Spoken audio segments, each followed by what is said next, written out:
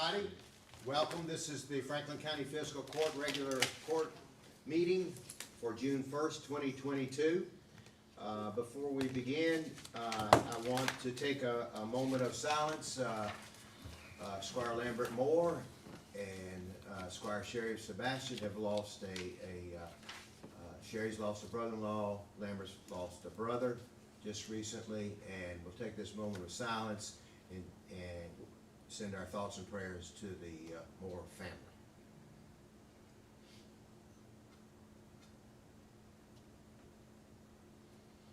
And thank you for that moment. Edward, your brother, I knew him a little bit, but he was a good person, Lambert. We're very sorry. We're very sorry for your loss. And now we're going to go to the Pledge of Allegiance. Will, a fifth grader from 2nd Street School, is going to lead us in the Pledge of Allegiance. Let's please stand.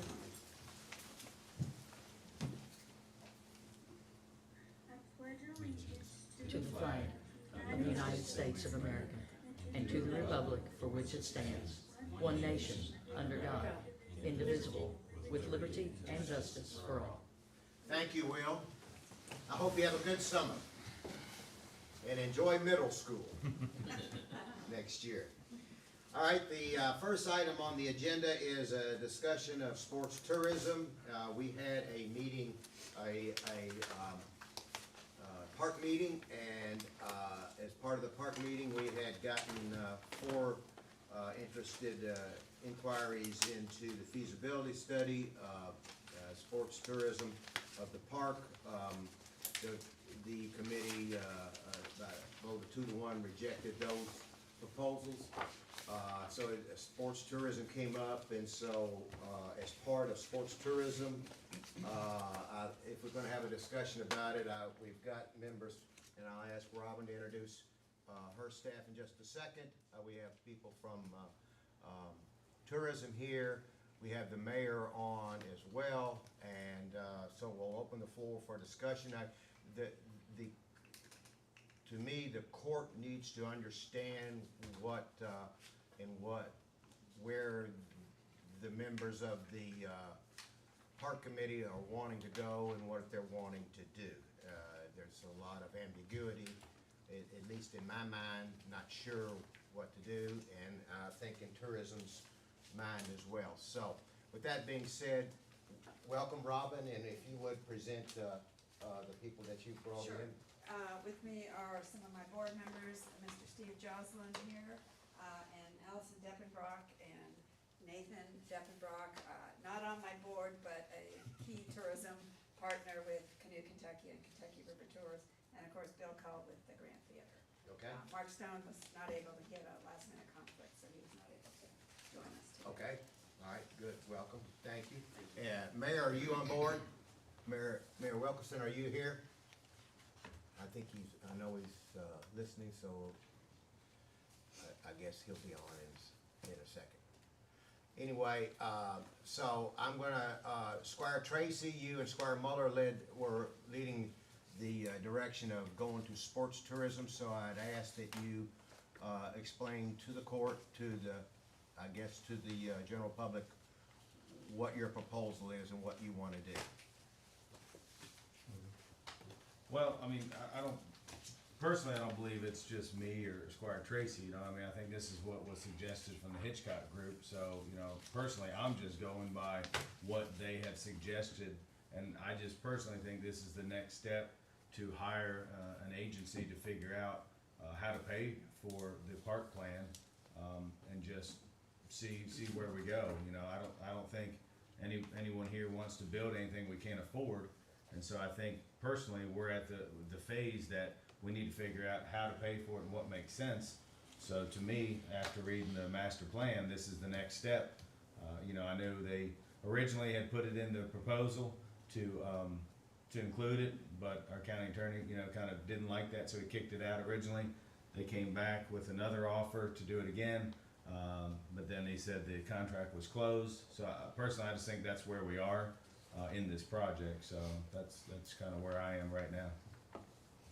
I think we discussed that, but I thought Squire Tracy said that's not where we wanted to go. We wanted to do sports, a sports authority. Sports authority would not pay for the park. Sports Commission, that was the recommendation in regards to the master plan.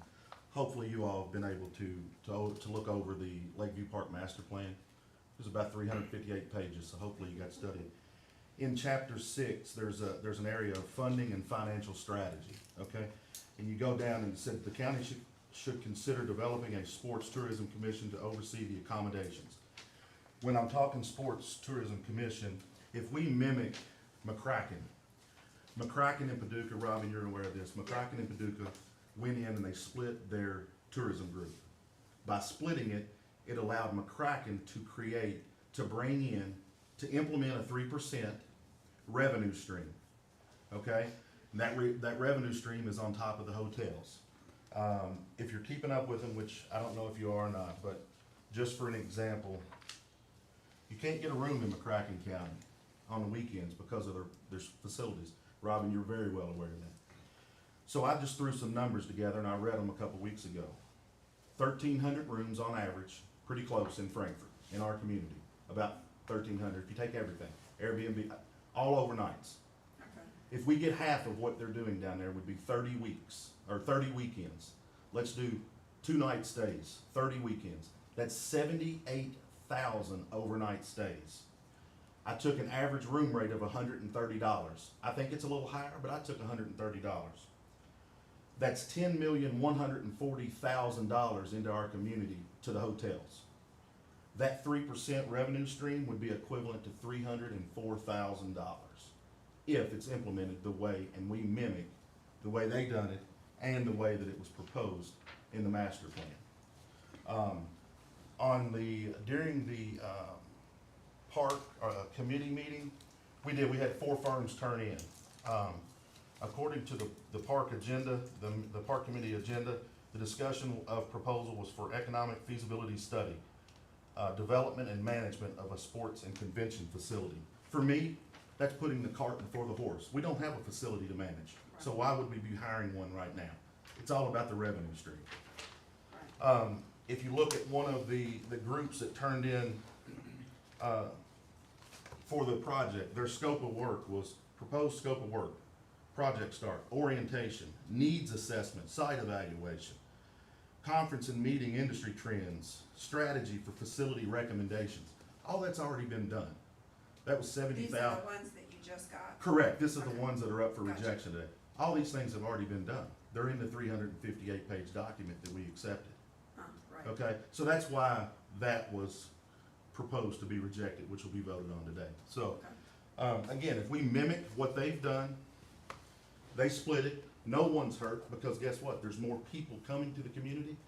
Your hotels are booked, that means more money. Their indoor convention facility, again, this is all part of the Paducah Sun. If you can Google it, if I can do it, anybody can do it. $33 million into their community just through their indoor facility through COVID.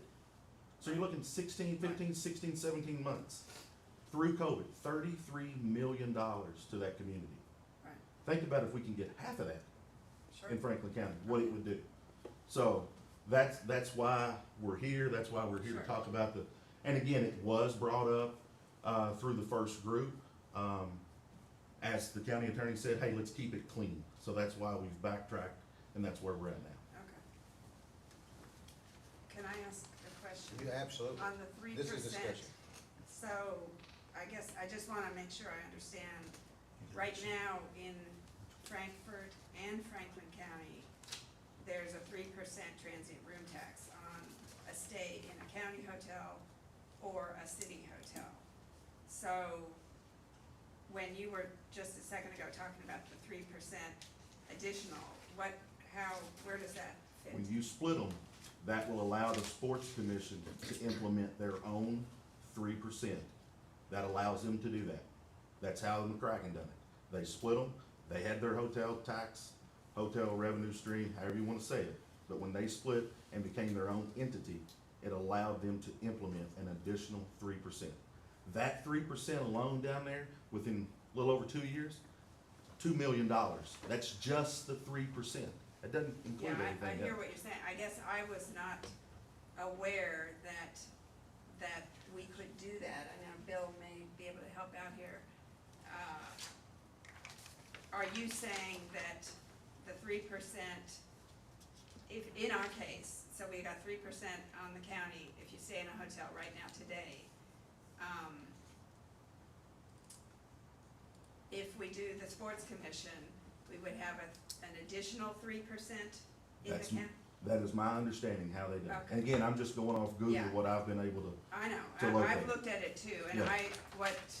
what I don't know is how that relates to the KRS and all of Right. that, which is why I think you're talking about needing someone to help, correct. And Figure that's, out the that's exactly where we need to go, detailing the yeah, spending, yeah. obviously. right? So, Are you saying that Bill?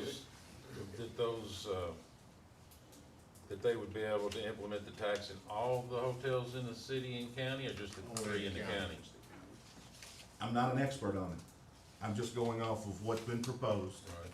and what I've been able to look up through reading the Paducah Sun and so forth. Right, but how many hotels are in McCracken County and how many in the Paducah? They started off, They have 2,400 within Yeah. the area. We started with 3, now they have 12. so again, I mean, hotel rooms, I don't know about Airbnb, but the number that the tourism bureau gave me is 2,400 hotel rooms. From the way I read the way they did it, the county tax would be a 3% and then an additional 3%. The tourism board, which is now city and county, would be eliminated in the county. The tourism board stayed as a part of the city, but not part of the county. The sports authority took over tourism in the county. Isn't that right, Scotty? the sports commission I'm took, sorry. took Call over the commission, authority not call of, board, whatever. of their facility. I don't know how much tourism outside of what you guys do and a few other at their own facilities, and businesses. I don't know how much is out there in regards to the county, if that makes sense. In So McCracken, you mean? even here, as far as, I mean, I don't know how much the tourism group pushes, let's say, Stillwater's campground. I don't have any idea. I'll just throw it out there. I don't know. Yeah, You see what I'm saying? So I don't. Yeah. Yeah, again, I don't We know. market for the whole county. In Frankfurt, we have about 48 attractions. 14 of them are in the county entirely, and the rest are in the city. But our mission is to market for the whole county, and we might not call out Stillwater's individually, but we promote, outdoor and all that kind of Yeah, stuff. I mean, But no, yeah. I understand. Yeah. I So- don't know how many in McCracken are attractions in the county versus the city. Right. I don't have that data. Right. Hey Judge, if you don't mind, pass it. So I tried to send Robert an email, but Andrew's trying to fix my stuff. This is just, we had the RFP go out last time, and I don't know if it's exactly, oh yeah, that makes sense, what we thought. So I just went back and took what was kind of, I think that's it, was proposed from the other people and just kind of put in my words what I thought kind of should be included in the next RFP. I'm gonna give a couple more. Just, I guess since this is a discussion, everybody can, just, yeah. Robert, are you on? Robert Hewitt? It's just my thoughts. Yes, sir. I don't know if you got my email, like I said. Squire Muller sent out an email. Did you get Just that yesterday. email? It doesn't have a date on it, Squire Muller. It was just yesterday. It was late yesterday. Okay, well, so Yeah, the- my email wasn't working. Andrew's trying to fix it, so that's why I just made copies for everybody. But that was just kind of my thoughts after getting what we received as far as maybe what the Well, RFP could say. Robert, we had a fiscal court meeting. In the fiscal court meeting, we decided that we voted on as a court to send out an RFP. There was some question on the verbiage and we changed the verbiage. Is that right, Robert? And that's what, everybody agreed that that's what we would send out. Now, obviously, there's not an agreement. Robert Hewitt, would you please show your face? All right, Now, would you please clarify how you came about writing the RFP? So I referred back to the master plan, page 70, under funding and financial strategies, in which the third bullet states the county should consider developing a sports and tourism commission to oversee the facility and establish a dedicated funding source with an additional percentage for overnight accommodations. That's what I put in the agenda abstract, and I took, the language from the agenda abstract and input that into the advertisement. Sounds good. And Squire Tracy, you're saying that whatever they said, in your opinion, all of them say the same thing that's already been said. So Yeah, I mean, I read straight from one of the books as far as orientation, needs assessment, site evaluation, local and market analysis. Again, So, we would be, as a lot of people in our community say, we would just be doing a study to overlook a study to do the study. how then, as we sit here today is June 1st, and we have adopted the master plan, and in the master plan, there is a indoor sports and recreation facility. There is a convention center. There are actually two buildings all in one, 160,000 square foot building. How do we pay for those buildings? How do we do it? Because Sports Authority, obviously in Paducah, is actually just promoting and running the facility, and they have an indoor facility. We don't have an indoor facility. We have ball fields, and we're already promoting those ball fields. So how are we, and I think the community wants to know, how are we going to pay for this facility how's the Sports Authority going to pay for the facility when there's not a facility? How are they going to run whatever they're going to run? I mean, great question. That would go right back to why we would hire someone to run a facility that we don't have. Again, the information that was sent to us back in February by the Hitchcock Design Group, and which is a part of the master plan, clearly states, research and the development of sports events tourism commission, analyze convention and tourism organization agreements to determine and develop the best path for the creation of the sports tourism commission. So again, back to what I was saying, it's money coming into your economy, therefore revenue streams are coming in at higher. Robin, help me on this one. I mean, I know you've been in contact with them. Everything is coming in.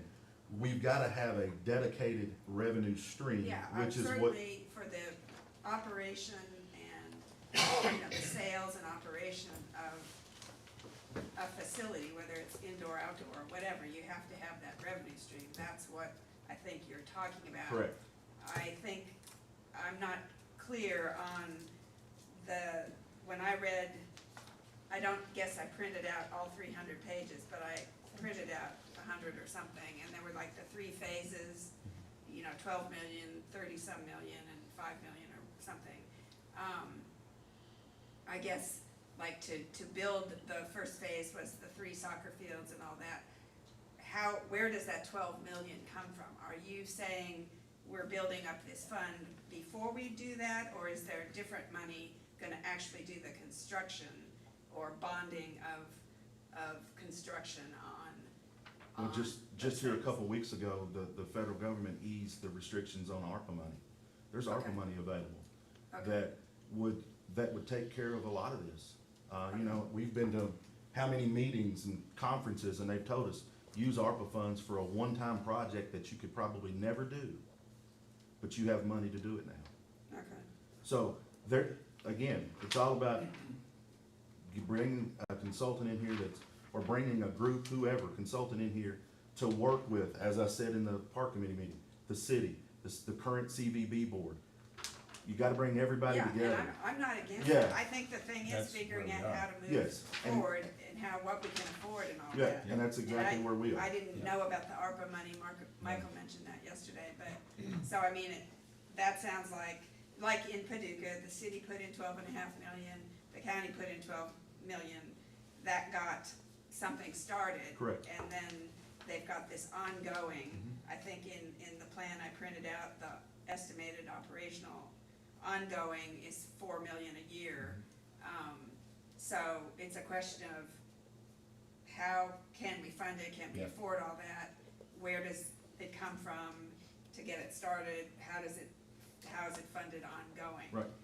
And I think we're all saying the same thing, but I mean, to me, that's why this RFP is so important, to get the right firm in here to work with all of our agencies to figure this out, because we've been talking about this for a couple months. We don't know how it's going to work, how it's gonna be funded, what it's gonna do to the local economy, you know, things like that. So I think for So me, why are we rejecting these bids then? because those are just a feasibility study, that's not getting into the meat and potatoes where we need to be.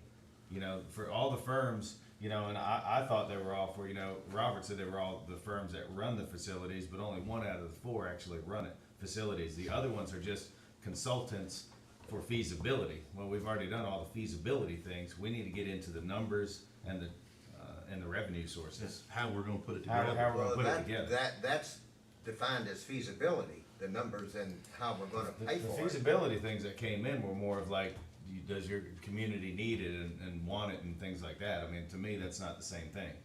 It's different than how we need to pull the organizations, the city, the county, you know, Robin's group and everybody together to talk about what we have structured now as revenues, where they're going, and what we could potentially do to help fund this. Which ultimately would help everybody. It's gonna help the whole community. Well, there's roughly 5 million in ARPA funds, and did you, Well, we've got sewer projects that need ARPA funds. and think there's gonna in be that Northcutt, much do left. you have, do you understand that the restrictions have been lifted and that that the funds could be used for these type of projects? For facilities? There has been some more flexibility released in changes to the interim final rule that would allow for these types of projects, for money to be used for those. Okay. Sure, we know that at one-time use, but to take from the sewers to give to a facility like this, I'm not for it in any way or shape or form. And you're talking, the estimate from the Hitchcock Group was $150 a square foot, which is 1990s prices or 2000 prices. We're talking $350 to $400 a square foot, up in the 80s to $100 million. It's not doable. We had a firm on the road department, when we were doing interviews for the road department committee, said $200 or less a square foot. Yeah. and So, I mean, They're not realistic either. I'm not saying one way or the other, it's just not one group saying it, there's Yeah, been well, other people in front of us. The said fire same thing. department was over $200 a square foot, and that was 7 years ago. The important thing here is that we all get on the same page. It's not that we don't want to do Everybody it, wants this, but we're paying trying to for it. figure out, Scotty and Michael, and I don't mean this in a derogatory sense, but you all have taken the lead, and we are not caught up with you. We don't understand. Obviously, there's a lot of issues here. You all are out in front. We haven't caught up with you. And I think the public hasn't caught up with you. So we're trying to all get on the same page here so we can at least talk to each other. But we're not there yet. And that, because after our last meeting, the committee and this court will decide today whether to reject the bids or not. The committee, 2-1, reject the bids. Squire Tracy was clearly stating that we need and excuse me for the term, sports authority, sports commission, sports whatever, we need to form that and get that going. And we don't know how to form that. We don't know what that is. To give $300,000 to an organization that to be honest with you, nobody on this court know, maybe you do, Scotty and Michael, but we don't know what that is. To raise our taxes, hotel taxes, to give that to a group and let them run it is kind of scary to us because we don't know. That's what I thought we were gonna hire somebody to kind of help us through this process. As you said, Scotty, you could just look it up on Google. $300,000 is a lot of money to not know and just take Google's request that that's what to do. So there's the uncertainties. This is the fiscal court. We should be fiscally sound in what we're doing and know what we're doing. And to be honest with you, I do not know what we're doing. And I don't think anybody back here really knows what we're doing other than McCracken County did it, and that's not enough for us to be assured that this is the right thing to do. Well, Judge, I don't disagree with you, but what I'll say is this: we paid a firm $100,000+ to do everything that this group came in and said they were going to check what they done or whatever they were going to do. But to say that it's my idea or Squire Muller's idea, I'm just going off of the master plan right here where it says that was adopted, right here. And again, I think we can all say some has been for. Some have been against every step of the way. This thing started in February of 2021. Was supposed to have been presented to the public, I believe, in December. I think it came in February or March or even after that. So we're never gonna know if we don't take a step. And as far as money, there's money given all the time. I mean, we just received a letter of complaint in regards to misuse of money. We were told we couldn't do anything about it. So to say that it's, I don't know. Explain that. I don't know what you're talking about. didn't we receive a resignation and a letter from a board member in regards to misuse of money that you all were gonna look into or something? Oh, So- that was from. Yeah, so I mean, to say that, I mean, we're not gonna know if we don't move forward with it and go off of what was proposed, again, and voted on. This is what it is, you know, and that is why this area, our community, has became notorious for doing studies, to follow up on studies, just to do other studies. This is a prime example of it. It's proven. Judge, can I ask a question, please? Please. So I'm on the tourism board. Mhm. I'm on the Frankfurt Chamber. I represent the Frankfurt Chamber as well, which is also county businesses Mhm. and city businesses, just like the tourism is county and city. And Scotty, you asked the question. I don't know what the tourism board does for our county constituents. It does a lot. Our businesses have, I can speak personally, Nathan can too, have thrived because of what tourism has done and their marketing efforts. Come Find Bourbon. I mean, all these things that they've done is just really paying off. So in my role, I'm lucky. I'm not talking about splitting anybody up. I'm talking about bringing people to the table, bringing people together. Frankfurt is the 4th smallest state capital in the U.S. I don't know if you guys know that or not, but I talk about it every other vote. So our county cannot afford to do it by itself, y'all. I hear Magistrate Moore saying that. We can't afford to do this on our own. I hope the mayor's on here. We need the city, we need the county, we need the state. It's all right We here. need, I'm not finishing, please. Yeah. We need KSU. We need everybody in this community, because community are like-minded people with a goal in hand. So that's why I'm here today. Sir, I don't want to tear anything apart. I don't know that we need another commission or authority or whatever we're going to call it. I'm here to bring people together. And that's what it's going to take here in Frankfort, Kentucky. Well said. Yeah, very well said, but I don't think anybody, and Robin, please tell me, no So one's the tearing 3%. anything, no one's tearing anything Okay, so apart. the 3%. It's a partnership. That's They're fine. all working The together. 3% that you're speaking of, sir, in a sports authority or a commission, and I'm like, I don't know, I'm new to that. I don't know if Paducah split their tourism agency, because I heard words of that already in this meeting, taking away the county and making that maybe the sports authority or the sports commission. Or are we talking about adding 3% to our tourists coming to our town? Our board president on the tourism has stated that the taxes that he pays is 13% plus already in the county. So now we're gonna be at the 16%. Do you think that's gonna attract more tourists? What's I'm not finished Barstow? yet. So Lexington is 15%. Lexington is 15%. I don't know what Louisville is. Y'all, we have to know. We have to know. This is a big decision. It's gonna take everybody working together, and we have to be fiscally responsible. And that's all I care about. And why is it because I want Kentucky to thrive? I do, but I want my children to want to stay here. That is my sole thing. I am a second generation business owner. My children work for us. They are third generation, and I selfishly want them to stay here too. So that's all I have to say. Let's work together with everybody. I don't think anybody sat here and said anything different. So it'll be an Again- additional 3% on Again, top of that. again, I mean, So it's you're right saying here. the 3% is additional to what the taxes already paying? If a sports commission is created, Robin, again, please help me if I'm wrong. It's my understanding there's a split between Paducah and McCracken. The Paducah Tourism Board continues to do exactly what they're doing. The city. Correct.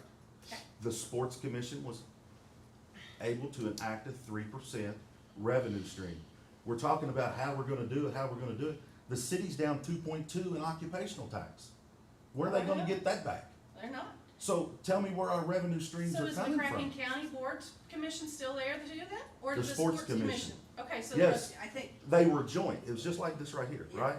yeah, Yes. I think the difference, I think where the difference of the point we're talking about is that here we have 3% in the city and county per the ordinance that was created when the Tourist Commission was created.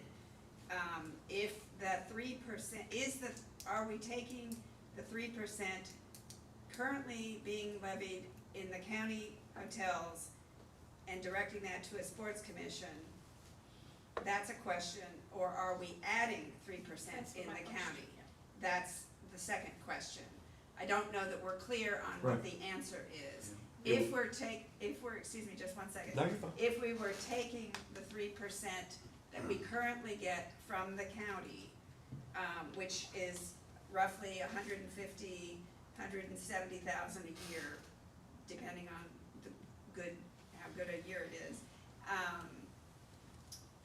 then that, affects the revenue of the operation of the Tourist Commission and the marketing of those 14 entities that sit in the county that we're trying to promote, that are, in fact, our 4 distilleries, are some of our outdoor lakeside arena, Prodigy, many attractions in the county. So that's the question Right. that I think hasn't been, we're not clear on. We're not clear. Again, just the information, I'm trying to, You're saying, what I hear you saying is needing someone to help correct. figure all that stuff out. Thank you. I think we're at a point, Allison, I appreciate what you said, and that's why I sit in this seat. We need to bring the community together. Last week, the judge and I met with the city. We had a great parks meeting about city and county working together with the schools. We're heading in that direction. But I think, just like us throwing these out, we don't know. Is it a tax here, is it a tax there? Who goes here, who goes there? We don't know. And I feel like that's where we've been for the last couple months. So, per the master plan, that's where I am as far as let's take that next step. Let's get somebody at the table with tourism, with the city, with the county, with the schools, talking about these things. Because we don't know about them. Right, I don't yeah, know and about them. I- I don't think anybody here does. Right, But we I need think- somebody in this room, kind of like when the city bring a TIF to us. They have a TIF attorney to explain it and how it's going to affect everybody. And that's where we are. That's where I am with this. And I'm not saying we're going to do it. I'm not going to say, we're dead set on building this whole thing. Maybe it's in small chunks, maybe it's small pieces, but we have to start somewhere. And There's so- at least one group that did that's in this, and that's why we went out for this RFP. What you're saying, what you're hearing is exactly what we tried to do. So those in our firms will last say how to meeting. set up commissions This and taxes is and the stuff? one that did set up Paducah's. This is what's being modeled by Squire Tracy. And so this firm right here, which is one of the four, set up that model for Paducah. But Judge, no disrespect, but to me, I don't want to just take one out of the four and that's all we have to pick by, you know? I know, but you, what I'm asking you and what we have got to do is, once again, you two are leading this. You two have been out front the whole time on this. We are not caught up with you. We said in a fiscal court meeting 3 weeks ago, and we said, okay, we're gonna write an RFP. Please tell us the verbiage that you want.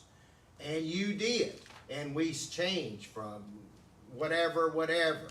And you all and the court voted, yes, let's send out an RFP. Because that's what we were trying to do, is get somebody to help us here. That's what we need. And now we're rejecting it. So I don't know. I just think the RFP, we didn't get to look at the RFP before it went out. And no disrespect to Robert, I believe the court voted on, yes, let's go ahead and move forward on the RFP.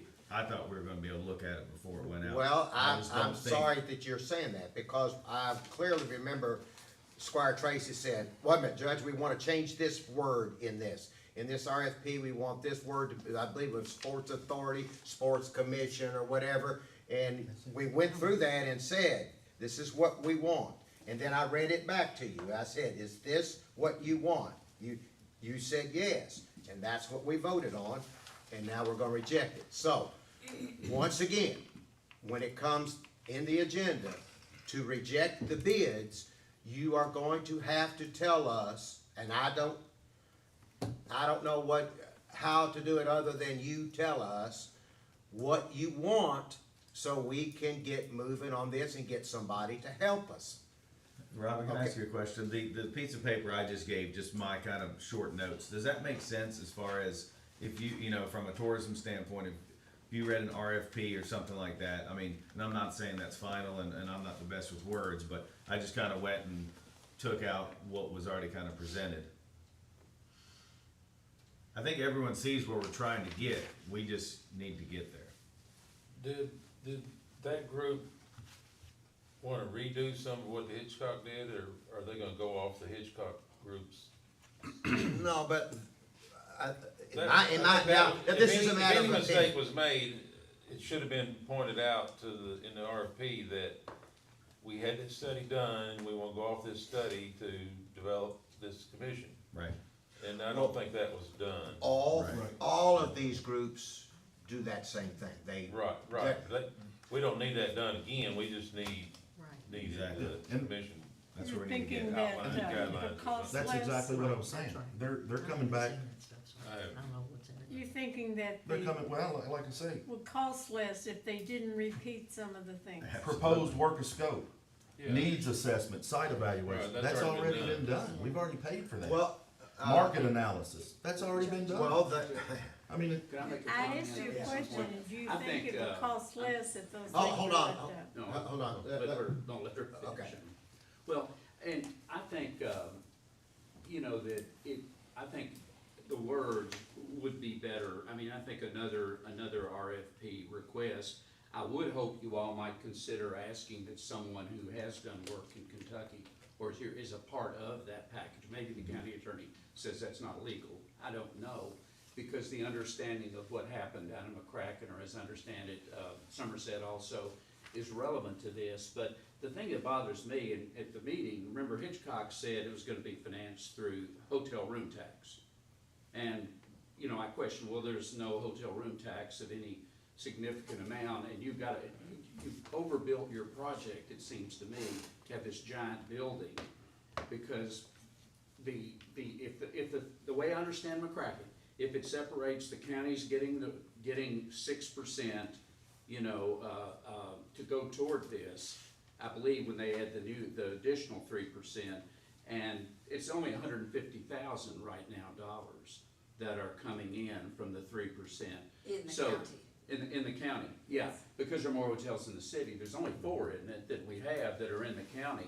McCracken had 2,400 rooms. I mean, they have a giant, 3 times, well, I don't know if it's 3 times, but a whole lot more money.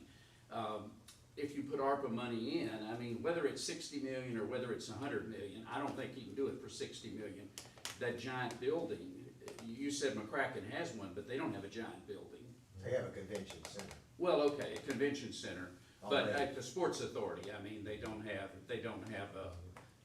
a sports authority giant building.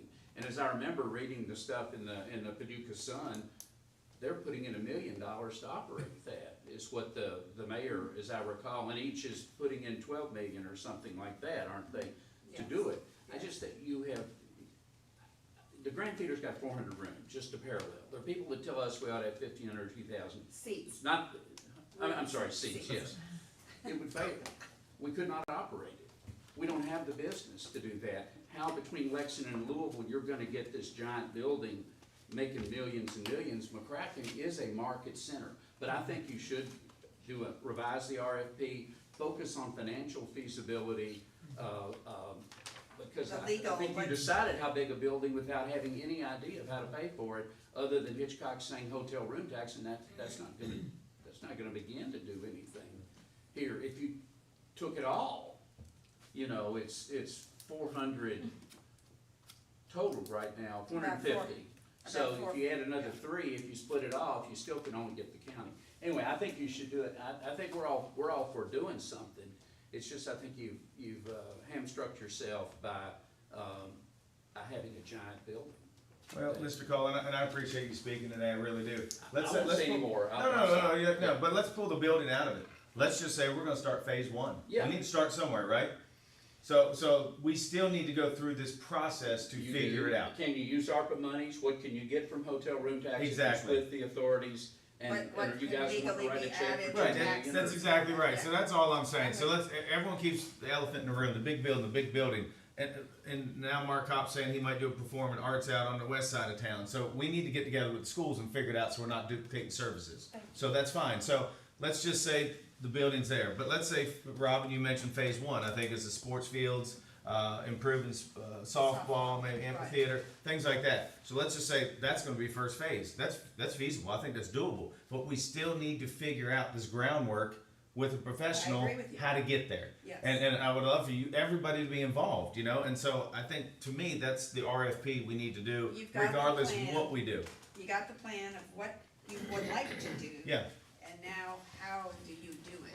What can you do with ARPA money, tax money, whatever, other monies, you know? We don't That's have where we that are. answer.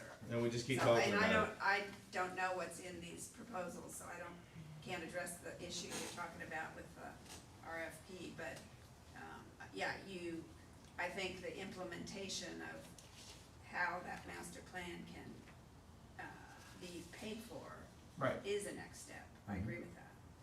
Well, that's not where, that's what we were trying to do when we say a feasibility plan. The feasibility plan was supposed to tell you how you're gonna pay for this.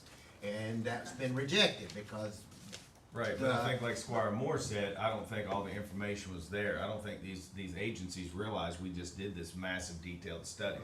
And so they're looking at it like, we're starting from scratch and this is what we're gonna do. You know, I think $70,000. I mean, Jesus, we don't, when we got that consulting group, you know, I think it was around 20,000 to do exactly what we're trying to do. So I think, even Squire Booth said, if we can consolidate it and say, this is what we need to do, this is what we're looking for, this is the type of firm we need, it's gonna be a whole lot less financially than a whole feasibility thing for the whole thing that we've already done. Sebastian?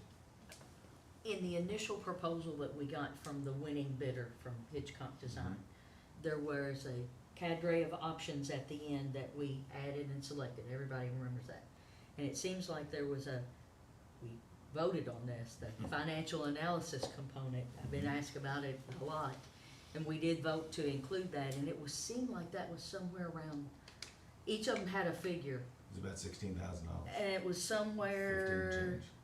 about 10 to 15. I don't remember, because that's a long time ago that I read that almost 400-page document. But I remember there were a cadre of options. And we selected several of those options at the end of it, included them. And one of those options we did select to include in that price was that financial feasibility portion. Correct. And it passed court, and then Then it was removed later on by a procedural maneuver. But that was like $10,000 to $15,000. I haven't seen any of those, so if they've come in at 70, that's a lot different than what we heard before. I just remember that. 70 was for doing another study. like Yeah, right now. and we're, Didn't need that. we don't need that. We don't need that. We need to really laser in All I'm on saying the is, I'm trying to get financial back to what feasibility. that piece of the We puzzle We need to was. laser in on that. Yeah, I'll I'm concerned over the splitting the tourist commission's income. Is that something, is that what you're talking about? If you take that 3% away from them, then the county, is gonna suffer. Again, just from what I've been able to see, and Robin, you can speak to, I know you've talked to those, that group down there you've referenced. By creating a sports commission, it allows you to enact an additional 3% to have a dedicated revenue stream. And then everything else is worked out by the parties involved. Is that how you? So, My understanding is, from what I understood in McCracken County, is that the 3% that was imposed on the hotels that was going to the Joint Tourist Commission, the 3% now in the county now goes to the Sports Commission, and the Paducah Tourist Commission operates on the 3% within the city. So that there was a split and not an additional Monies are 3%, gone from but the I'll have to go county back and double check that. It was my understanding, That's they the way did I not, understood I it. do not think the statute allows for more than 3% in the state of Kentucky. But again, would have to double check on that. Right. So my question is an additional 3% allowable per the statute? I don't have the answer to that off the top of my head, and that's where we can be an asset going forward Right. in terms of our Kentucky Travel Industry Association that has people that work up on Capitol Hill all the time and are more, aligned and knowledgeable about the statutes, details. And again, I think you referenced that the average, we're what, 52% on occupancy? Our average occupancy across a 12-month span is roughly 56 to 60%, depending on the year. Right. And would you agree most of that stays or during the week? No, not necessarily, depends on the time of year, The ones that I talk to just tell me they're booked during the week, When, so. in the summer, our hotels on the interstates are pretty much full Right. through the summer. Winter is probably more weekday traffic, you're right. So, and again, it's all about bringing people to the community. Sure, As she said, yeah, bringing people yeah. together. Can you imagine, I think, in one article I read, there was 125 teams down there for a volleyball tournament. Yeah, So I mean, if you I think get about it. that, you're getting ready to have new hotel or boutique hotels in downtown. Right, How many of those people just wanna come and park and walk? They wanna be able to eat, they wanna be able to listen to live music. sure, What would that do for downtown? be great, Yeah. we're looking forward to Yeah, that. for because sure. nobody has any idea what state government's gonna do. We know where they're at right now. I don't think my kids, anyone's kids, will ever know what state government was like we did growing up. Yeah, The face of probably it's should. changed. Yeah, I don't think anybody's arguing with you, Squire Tracy. We want to see people come into the community. How do we move forward? That is our job as the fiscal court, is how do we move forward with this being. I would say we put out another RFP and tell them we've already got this study done. We don't need a study, we just need Well, we need the verbiage. So, verbiage. Squire Muller, do you have the verbiage? And we will, let's just decide right now, we're gonna send out another RFP. So I want, I gave all my copies, but I mean, I'm happy if Mr. Call or Robin wants to, jump in. I think I gave them both a copy of it. I think there's, the gist of what you're saying is here. I would spend a little more time on the language on an RFP. I think you have to be very careful so you get exactly what you're asking for. Yeah, and I don't read RFPs. Yeah. I mean, I was just kind of So I copying think, and pasting some stuff, so, yeah. I think we I'm- wanna not shoot it out the door. So, right so this an second. RFP, Robert, you listen to this because we're gonna need some help on this. Analyze the existing convention and tourism organization agreements to determine and develop the best path for creation of a Franklin County Sports and Events Tourism Commission. Now, I'm not sure that have the votes right yet to do that. So that's a step in a direction that don't know where we are. So that's assuming that would be the pretext to do that. I agree, but I think we still have to get somebody presented to see what it looks like. Not to say we're gonna vote on it once it's done. Right. I mean, I think we need to have it in front of us because we're just throwing numbers around. And so personally, I think that needs to be an option as far as if a firm comes back and says, here's your option A, B, and C. At that point, the fiscal court, along with tourism and everybody, can look at it and say, what's the best option for our community? So that's where, it has to be written that way. It's not written to me in this. So let me ask this, rather than maybe sitting here trying to hammer out this verbiage today, is there a way between now and Friday that gives a little time where because we, as you said, we have a very full agenda today, trying to give a little time where we focus solely, purely on whomever, when I say we, I don't know who the we is. Why between now and Friday? Well, because everybody's saying they want to expedite the process, so I'm only saying it for that reason. I mean, if you wanna do it till next week, that just adds additional days. Well, the court's gonna have to vote on it. That how it's gonna be written. So I'm assuming, if Squire Tracy, Squire Muller, if you all will write an RFP and send it to us, or, I don't know, if Rick Spark, can we have the court just look at and not vote on an RFP, Tambra? Thank you, Judge. County It's attorney. been fascinating.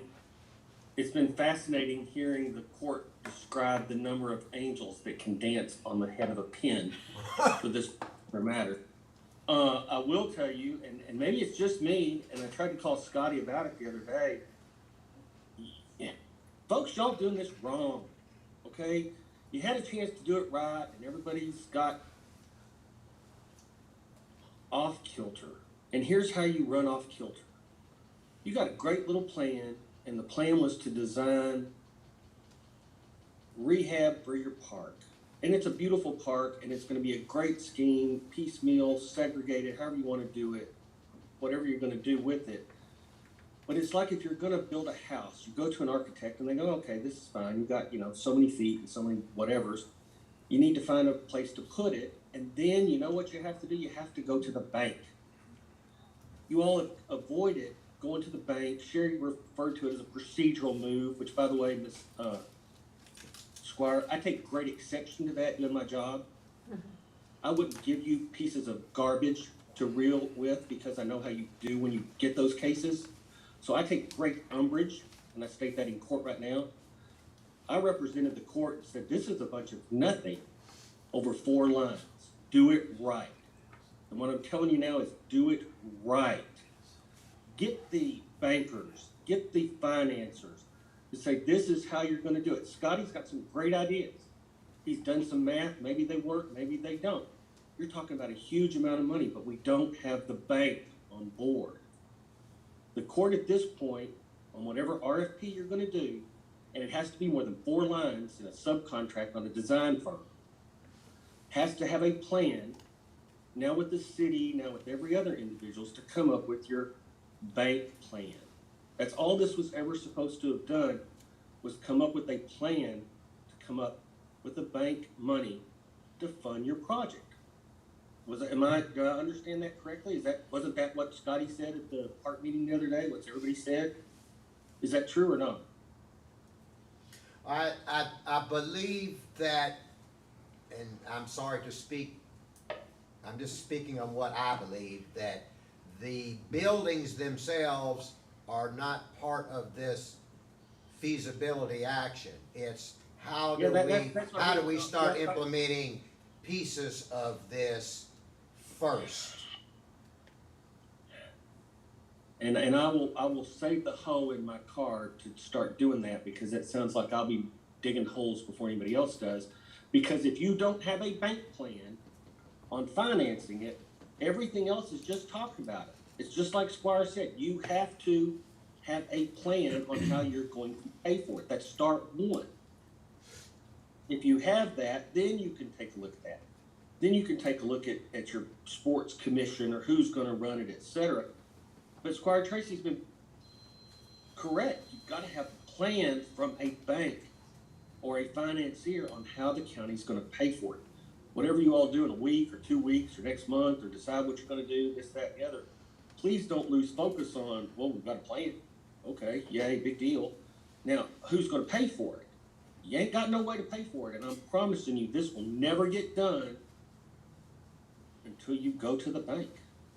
And I say bank as in if it were a commercial loan, etc. You have to have that plan, which now is going to involve the city and the county and the other agencies. There's your plan. So I'd ask the court to address it by way of that as the idea of the next plan. Okay, and that, thank you, Counselor. Here is what I'm gonna suggest we do. I will try to get a meeting with you all I'm sorry.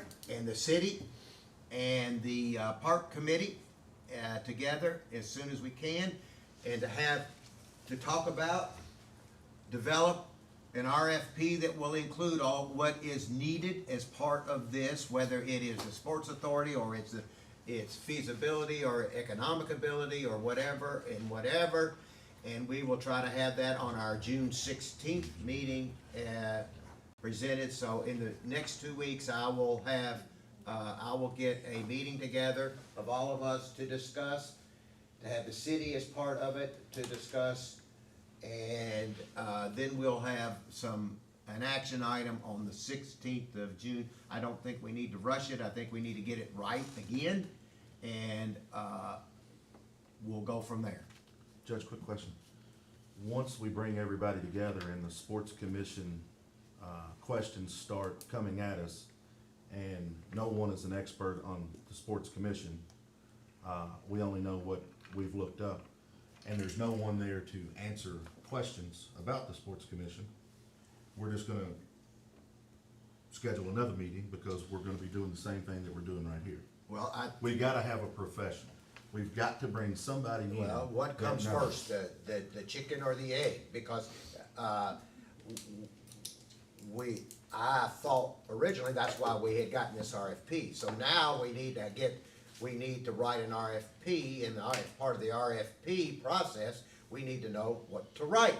And so I like everybody's heads together to help us come up with a plan to write an RFP to get it right this time, and not wrong, but to get it right. Again, and to just go back what the county attorney said, we gotta have a dedicated revenue stream. We got to. There's no ifs and buts about it. Again, the city's down 2.2 occupational tax. They know it, everybody knows it. State government's not coming back the way it used to be. They're not gonna get it back. Well, the So there question, has to be someone referenced restaurant tax. Well, a restaurant tax is really tax on the back of your locals, cause that's who eats out more than anyone. So if you don't have someone there to talk that is a professional to bring these groups together. again, I thought that's what we were doing, and that's not what we're doing, You so continue to let's. say that, but this group is exactly what's already been done, to some of the other magistrates' point. You It's know, already been done, it's in the master You plan. really don't know until you bring people in and you talk to them about it. But that's okay, we're going, these firms would have loved to have had an opportunity to talk to us, and, that's why it's important that we get the right RFP out. No offense to Robert did his best, and I applaud him for, what he did. So, Robert, do not take this the wrong way, but Robert does write RFPs for us, so I think we have no other alternative than to sit down and brainstorm with the city, because the city's gonna be part of this, with tourism, they're part of this, with the fiscal court, which will be the park committee, they're part of this, all of us together to write the correct RFP to get what we need. That's all I don't see any other way to do it than other than that. With that being said, we'll thank you for being here, and we'll be back with you, and we'd like for your input we'd like to have you all in and talk about this, okay? And help us with understanding it, okay? Yeah, happy to. Thank All right. Thanks, everybody. Tamara, will you set that up? Okay. Next item on the, Thank you all. thank you. Next item on the agenda is, Squire Sebastian, you want to bring back up, the Residential Recovery Center, what has been done. I do, I appreciate that, thank you, Judge. The Board of Zoning Adjustments has missed twice to discuss the residential recovery centers in Franklin County. And at both meetings, members of the board were attentive to proximity, whether observing, commenting, remarking that the Franklin County Fiscal Court did not address proximity of the residential recovery center to neighboring residential dwellings. Two parameters that the Fiscal Court did put in place concerned the size of the property acreage. We talked about 16 or fewer participants in the residential recovery facility on a minimum of a 5-acre parcel. And we also talked about more than 16 participants in a residential recovery facility on a minimum of a 10-acre parcel. The Board of Zoning Adjustments called attention to the absence of similar specificity regarding proximity between the residential recovery center and a private residential dwelling. And it was a considerable point of concern for the Board of Zoning Adjustments, which also invoked saying the name of the Franklin County Fiscal Court as the authority to rectify that disparity.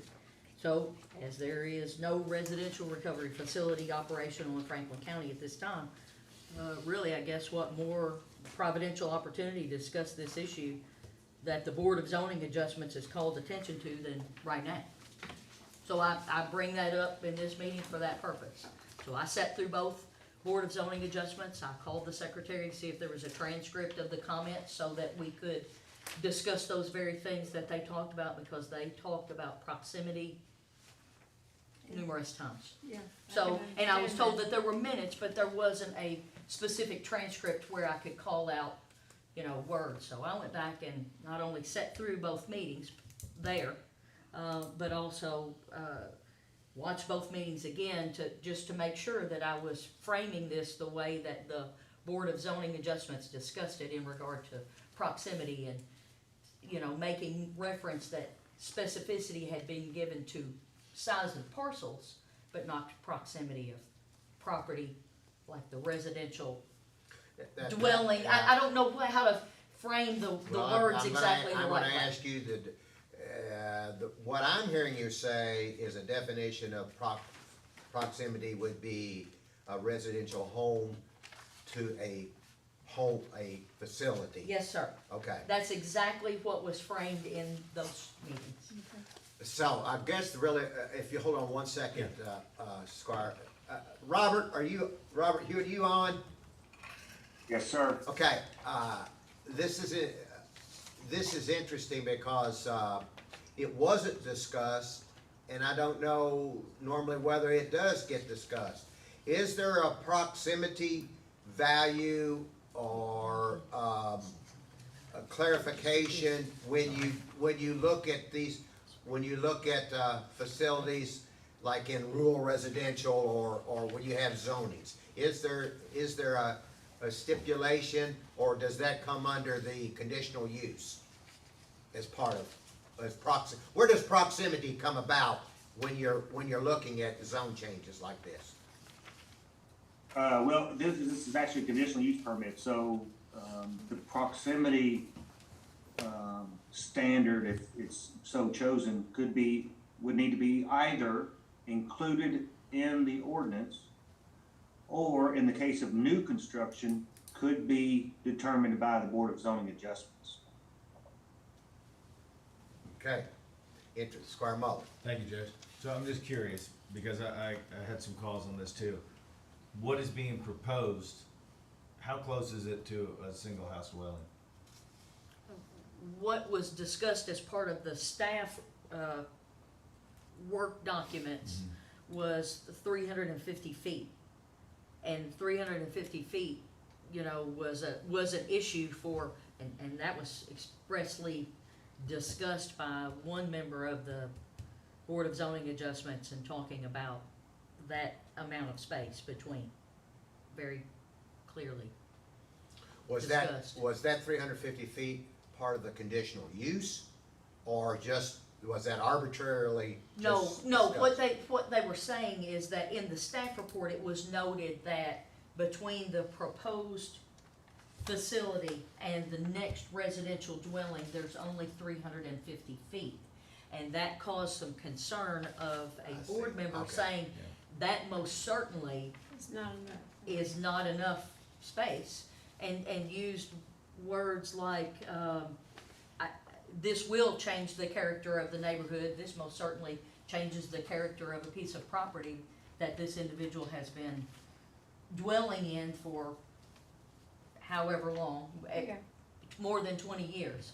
And so that's why the issue of proximity kept coming up, because of this, and they were saying, you know, you were very specific in the ordinance about the parcel size.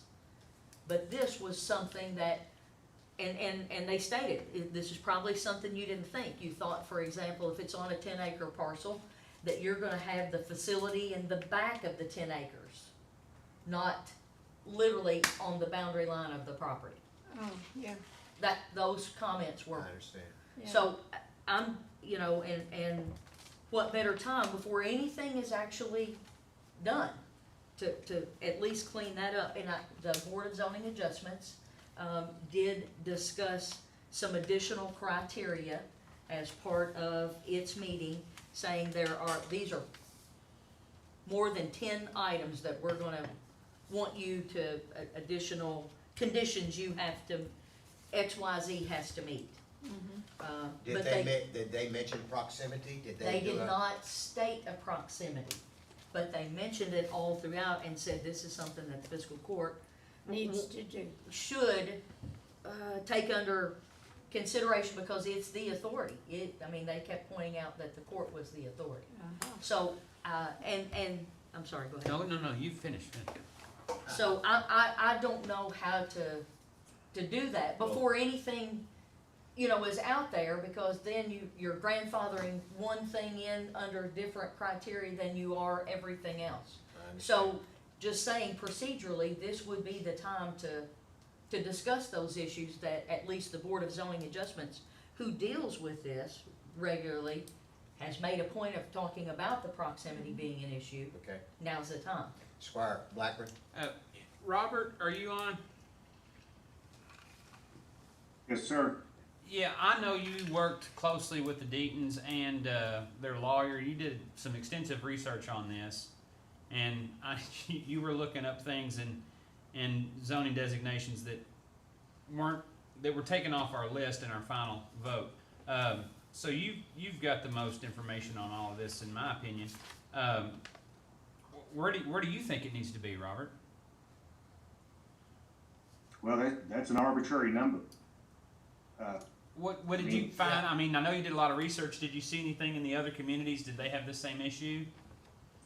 I did not see a distance, to my recollection, of separation between structures. Robert, do we have any proximity boundaries in any other situation in Franklin County that's written into a code? Yes, sir. And what is that? Whenever a new industrial facility abuts a residential zoning or use, there has to be a 100-foot landscape buffer installed. But that's it, it's not from one building to the other, it is just a separation by boundary. It's from the property line to the new industrial structure. Now, the commercial zones also have a similar requirement, but going off the top of my head, I believe that's 30 feet. Okay. So 100 feet is the most restrictive setback between uses, and that being industrial to residential. Well, Okay. isn't there one, now here's one I can think of, isn't there one in regard to, whether it's offenders or sales of things, and I'm probably getting all these terminologies incorrect, within proximity to a school? Isn't it like 1,000 feet outside of, Is there something to a school, Robert? if there's some, Alcohol sales. huh? Alcohol sales. Alcohol or- sales or and some such other things. things. Now, I can think of that right off the top of my head based on the question that's asked. But other than that, I think. That's a state law, not a local ordinance. right, but we're just saying, I guess, just for conversation. I think we're looking for, instead some of kind it of being, benchmark. it's gonna be arbitrary, but we're looking for a starting point. Some to- kind of benchmark. To define an arbitrary Yeah, piece, footage, or whatever. makes sense. But I personally think whatever we decide should maybe be in the ordinance, cause I don't think that would be fair to somebody Well, yeah. looking. to Yeah, do- I agree. You know, to get involved in the process and then get halfway through it and it come up as a condition, you know, so. And I think that's what the, Yeah. that's what the BZA was saying too, Right. is that Yeah. it should be part of our ordinance. I That's agree. what they were looking for, our guidance, not, Okay. thank you, Mr. Sparks, for coming on. Can I add? Folks, Let's let I'm you. Okay, that's fine. And I was very briefly on this, I had a chance to talk to, Sherry about this and the issues and the ideas she wanted to bring to the court, but I'd also remind the court that by Kentucky state law, a motion or a request to amend the text of any zoning regulation, which is what we've got here, has to be brought to planning and zoning first. And planning commission shall hold a hearing on these particular things that you want them to do or that are being proposed to do, and then they would forward it to you to approve it in the same fashion. The point of that being, you've already got the text amendment previously put in place. And if you're talking about modifying that text amendment, you're just at the beginning, so it has to be repeated each and every time if that is an issue. So Yes. planning and zoning is going to bring before planning and zoning, have their hearing, they make it to court, and then you approve it as soon as you can possibly do it. I just don't want the court to think that it's something that you can do today or tomorrow, because they have to go through that step under state law. It's 100.211, and you can't forget the underlying basis when you try to do something really good like you're trying to do right now. Would we have to have a first and second reading on that amendment? You gotta get it back to planning and zoning, and then they have to do their thing. After they do. recommend it one We another. have to have public hearings. So, Yes, so, so get a good idea of what you want to go back for them to make a decision on. yeah, so, Because they so we're back, we're once again at another issue where the cart is before the horse, or the horse is before the cart. So we can No. come up with I think, a suggestion from the court for Robert to take back to the Planning and Zoning Commission, Rick? yes, sir, that's the way subsection 3 reads, that it has to be, regardless of the origin of the proposed amendment, it shall be referred to planning and zoning before it's subject to adoption. So that's why I said, I don't think the cart's before the horse, it's just part of the track you gotta run. But you gotta pick very well precisely the issue you want them to make a decision on, to come back if it's approved. It may be a bad idea, we don't know, they haven't had their hearing. So you're saying we don't pick a number, we don't pick 500 feet, we just ask the Planning and Zoning to come up No, with we have a, to present that to the planning and zoning. do what? We have to present that number to planning and zoning. Yeah, Yeah, but you Well, now, you he's get not again, quite saying And then that. they might amend it. again, you get locked down, because if the issue is, okay, we want to put a proximity distance from resident to resident out on this location, we're looking at upwards of 1,500 feet. I just made that up too, so what the heck, you can say up to, and then they decide what they think it should be as part of their zoning, and then you can put it back in the text amendment if you wanna do it that way. If it's approved on, or you hear it on, I should say. You don't have to be so precise that it narrows everything down in the future. All right. You really want some, 1,000 feet. Squire Sebastian. I was just gonna add that one of the additional conditions that the Board of Zoning Adjustments discussed and voted to add to this was they wanted a 6-month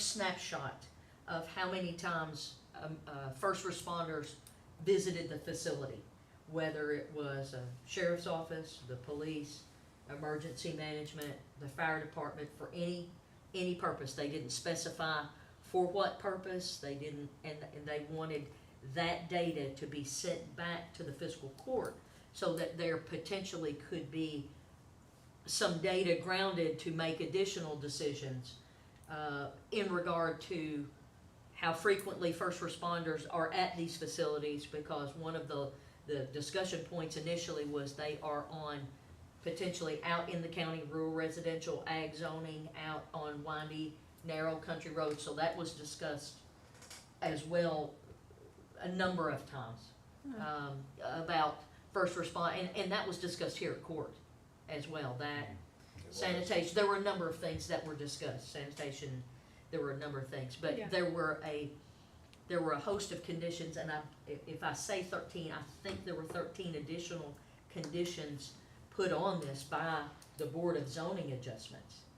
In addition to one that they said, you all need to. The proximity The was the main proximity one. was a very substantial one that they felt the Okay. court needed to weigh in on, because they said you have the authority to do that. But in I guess, maybe in the process, the way that our county attorney shared with us. Yeah, But okay. but they were saying this is something you need to look at and address. Squire Muller. Thank you, Judge. Mr. Sparks, would we be better, if we came up with like a percentage or something like that instead of just a number? Because it's gonna vary from, lot to lot and zoning to zoning. Would we do better to come up with something that's, a percentage, or, some verbiage that basically states that, needs to be in the middle of acreage or anything like that? And I'm just asking. Middle of the- It'd make it less complicated. I think your effort to make it less complicated, in fact, makes it more complicated. And the reason I say that is this. You're looking for a rule or regulation like a speed zone on the highway where if you go over 65, you're in trouble with something. When you make specific rules, it creates inflexibility for the people who are going to do that if you put a particular rule like you're proposing. If you say if you're asking planning and zoning, and they've not contacted me about their particular requirements, so I think this is as valid as you're gonna get it to send it back. If that is the issue that's been raised up, I think you have to present it to the professionals to make a determination what they believe would be appropriate to modify it. You could say, I want it, in the square middle of a lot, and that's where it has to be. You could have so many feet, you could have so many distance. It gets more complicated because you'll be finding property that cannot make that maintain that area, and they'll ask for liberty to proceed accordingly. That's why I said if the issue that you're asking planning and zoning to take a look at or make a recommendation to this text amendment, keep it broad and say, we're looking at up to, I threw that number out because I just made it up, so many feet from the nearest Residential. boundary. Yeah. And then they can come back and decide what they think is that appropriate amount, so you can evaluate it in some fashion. I think the more that you get into precision and detail like that, you're giving excuses for other people to seek an out, and you're gonna get in trouble. It's gonna be.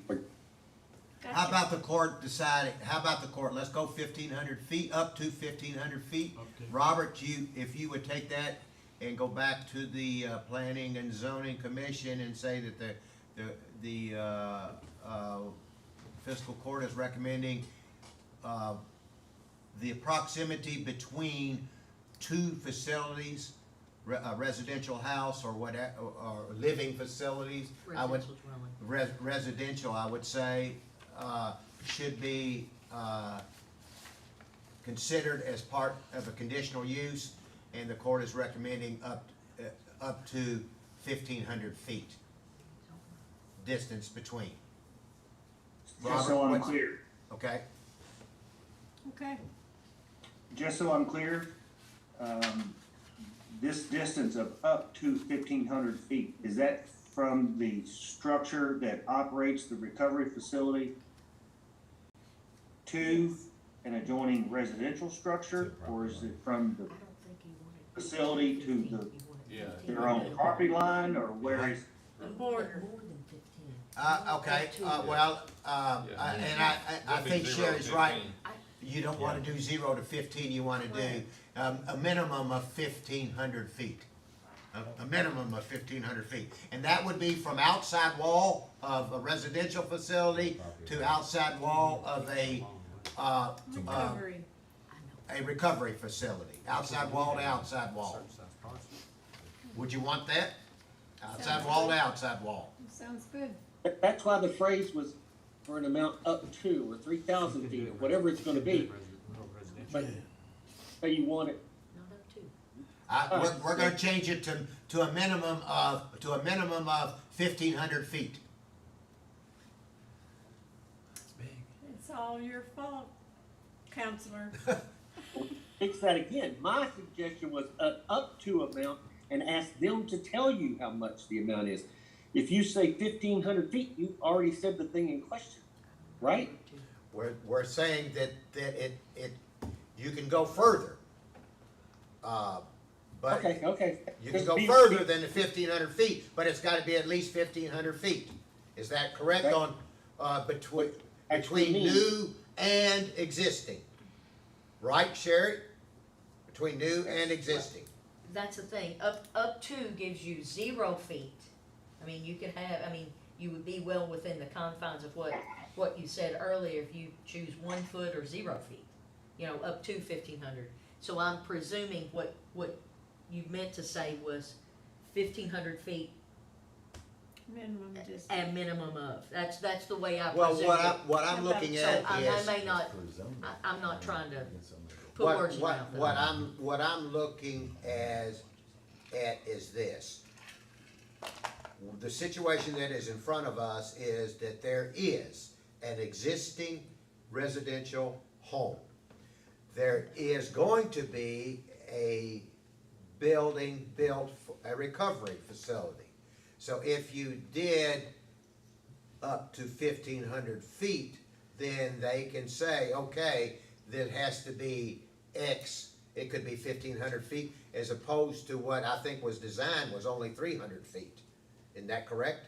That it was only 300 feet. According to the staff report, they thought I think they used mapping capabilities to come up with an approximation of 350 feet. Yeah, and so, I think. but if you wanna But- say clearly that it has to be at least 1,500 feet, that's a starting point, I'm fine with that. if I'm that's gonna what- be at a minimum of. Yeah, I'll just, Squire, Yeah, Mr. Hewitt, I know there's, 9 zoning designations that this is a conditional use in. How's that gonna affect, it's gonna be different in the different, That's zoning true. designations, right? that will be true, So if It you, has potential, that's true. so some of it, Yeah. it just knock them out completely because they're not big enough. 1,500 feet's a pretty good distance. 1,000. yes, sir. I would think it would clearly be stated that in rural residential, where there are family homes, that this would be applicable. Well, even if you have like a land use and nobody's there yet, it would, From the it would border. hem it in the future. It would. See what I'm saying? It would. The border. That's why I'm. How would you say do this, Robert? I think Squire Blackburn's got a very valid point, and Counselor too, I see he's on. So how do we not, tie the hands of the future in some of these Well- zoning areas? you're not gonna be able to avoid that, because if the court follows language that's already in the regulation, as I mentioned, separation between industrial and residential, it reads, adjacent to any residential zone or use, okay? So unless it's specified, if this 1,500 feet plus, you know, it's adjacent to a vacant lot that's zoned rural residential, well, then it could kick it out even though there's no structure there. Conversely, if a residential facility is located on a piece of property, the next door lot is vacant, and then the vacant lot chooses to build a home that is closer than 1,500 feet, does that now kick the residential facility out of compliance? So, those are things to consider. Members of the court would be very much aware, and I know that we tend to speak in present tense. This is not before you in any form or fashion. It has to come back before you. And at some point, you're gonna have to rely on the professionals who address these as to what they believe to be the appropriate proximity, et cetera. But if, Yeah. can I ask this, Counselor? Based on what the judge had said, and I think you had said as well, if someone or a body has to jumpstart this conversation, which is what the Board of Zoning Adjustments said, that the authority of the court is to jumpstart this conversation, then who jumpstarts that conversation with Planning and Zoning Commission, if that's the appropriate forum to initiate this? Well, that goes back to the statute, and I haven't had any. I mean, I guess officially, Planning and Zoning's never called me and said, "Hey, you need to fix this." That apparently was discussions at the meeting. That was Board of Zoning Adjustments. Planning and Zoning, Board of Zoning. I'm sorry. The statute requires either the local body or Planning and Zoning or whatever member of those committees to present it to Planning and Zoning to do their thing, and then they could bring it back to Fiscal Court based on whatever they have to evaluate. And that's the idea that I guess you got a neighbor problem, and it's a valid one, don't get me wrong, but if that's the case, and the court's already said, we want to take a look at this, now Planning and Zoning, or Robert, go back to Planning and Zoning and say, this is the requirement that we're taking a look at, let them make their recommendations on how to amend this text amendment further. If you go down to 0 or forward, et cetera, you already know that there's gonna be some problems with the size, with the dimensions, et cetera. You're really locking in Planning and Zoning and their decision on how to deal with that in the future. Robert's gonna take it back to them based on your direction, so again, just be relatively precise as to your direction. We're trying to do that, so I guess we're just needing, these first two issues we're needing help. We don't know, we're not experts at this, and that we know that there's an issue, and we're trying to help resolve this issue. Robert, can you give us guidance on what to do here, based on what Councilor Sparks has said? Well, Councilor Sparks said it exactly. You give direction to your staff, and then we will forward that on to the Planning Commission for a public hearing, and then it'll come back before the court as an amendment to the ordinance that was adopted. I would like to advise the court that the residential facility at 505-507 Johnson Road applied for the conditional use permit in accordance with the local law and ordinance passed by the Fiscal Court. Subsequently, were issued a conditional use permit by the Board of Zoning Adjustments, so they are lawfully allowed to operate that facility without change. Now, if the court amends the ordinance, any change to that ordinance would not impact the existing facility. They would be legally conforming to the ordinance at the time of the original adoption. So I just want to make sure that this is not going to step back the facility that's already been granted approval. That is correct. It would be for future. It would be for the future. Yes, sir. All right. Robert, if this court says to you, we'd like for you to go back to Planning and Zoning and look at proximity as an issue, what would you, would you suggest footage, or just let the planning and zoning come up with the footage? I would recommend a distance for their consideration. Okay? What distance would that be, Mr. Hewitt? Whatever the direction of the court may be. I'm gonna throw one out, 1,500 or more. That's been discussed Does around anybody the have, table. is everybody okay with 1,500 feet? I say 1,000. Well, that would be a minimum of Yeah, 1,500 minimum. feet. A minimum of 1,500 feet? Minimum? I'm listening. A Huh? minimum of 1,000 is what I propose. I think it's really subjective, depending on the zoning designation. It's really subjective. I mean, the rule or the, Well, it's a broad stroke if we say this is the minimum in every zoning designation, I think. oh, every zoning. Would There's you say it, 9 of them. could it only be said in certain zones, Robert? Yes, sir. And you could recommend it in certain zones being residential zones? Yes, sir. I think that's would be the better, way to present it. Yes, sir. Now, if you look at your ordinance, it's allowed in the RB zoning district. Right? AG or RR.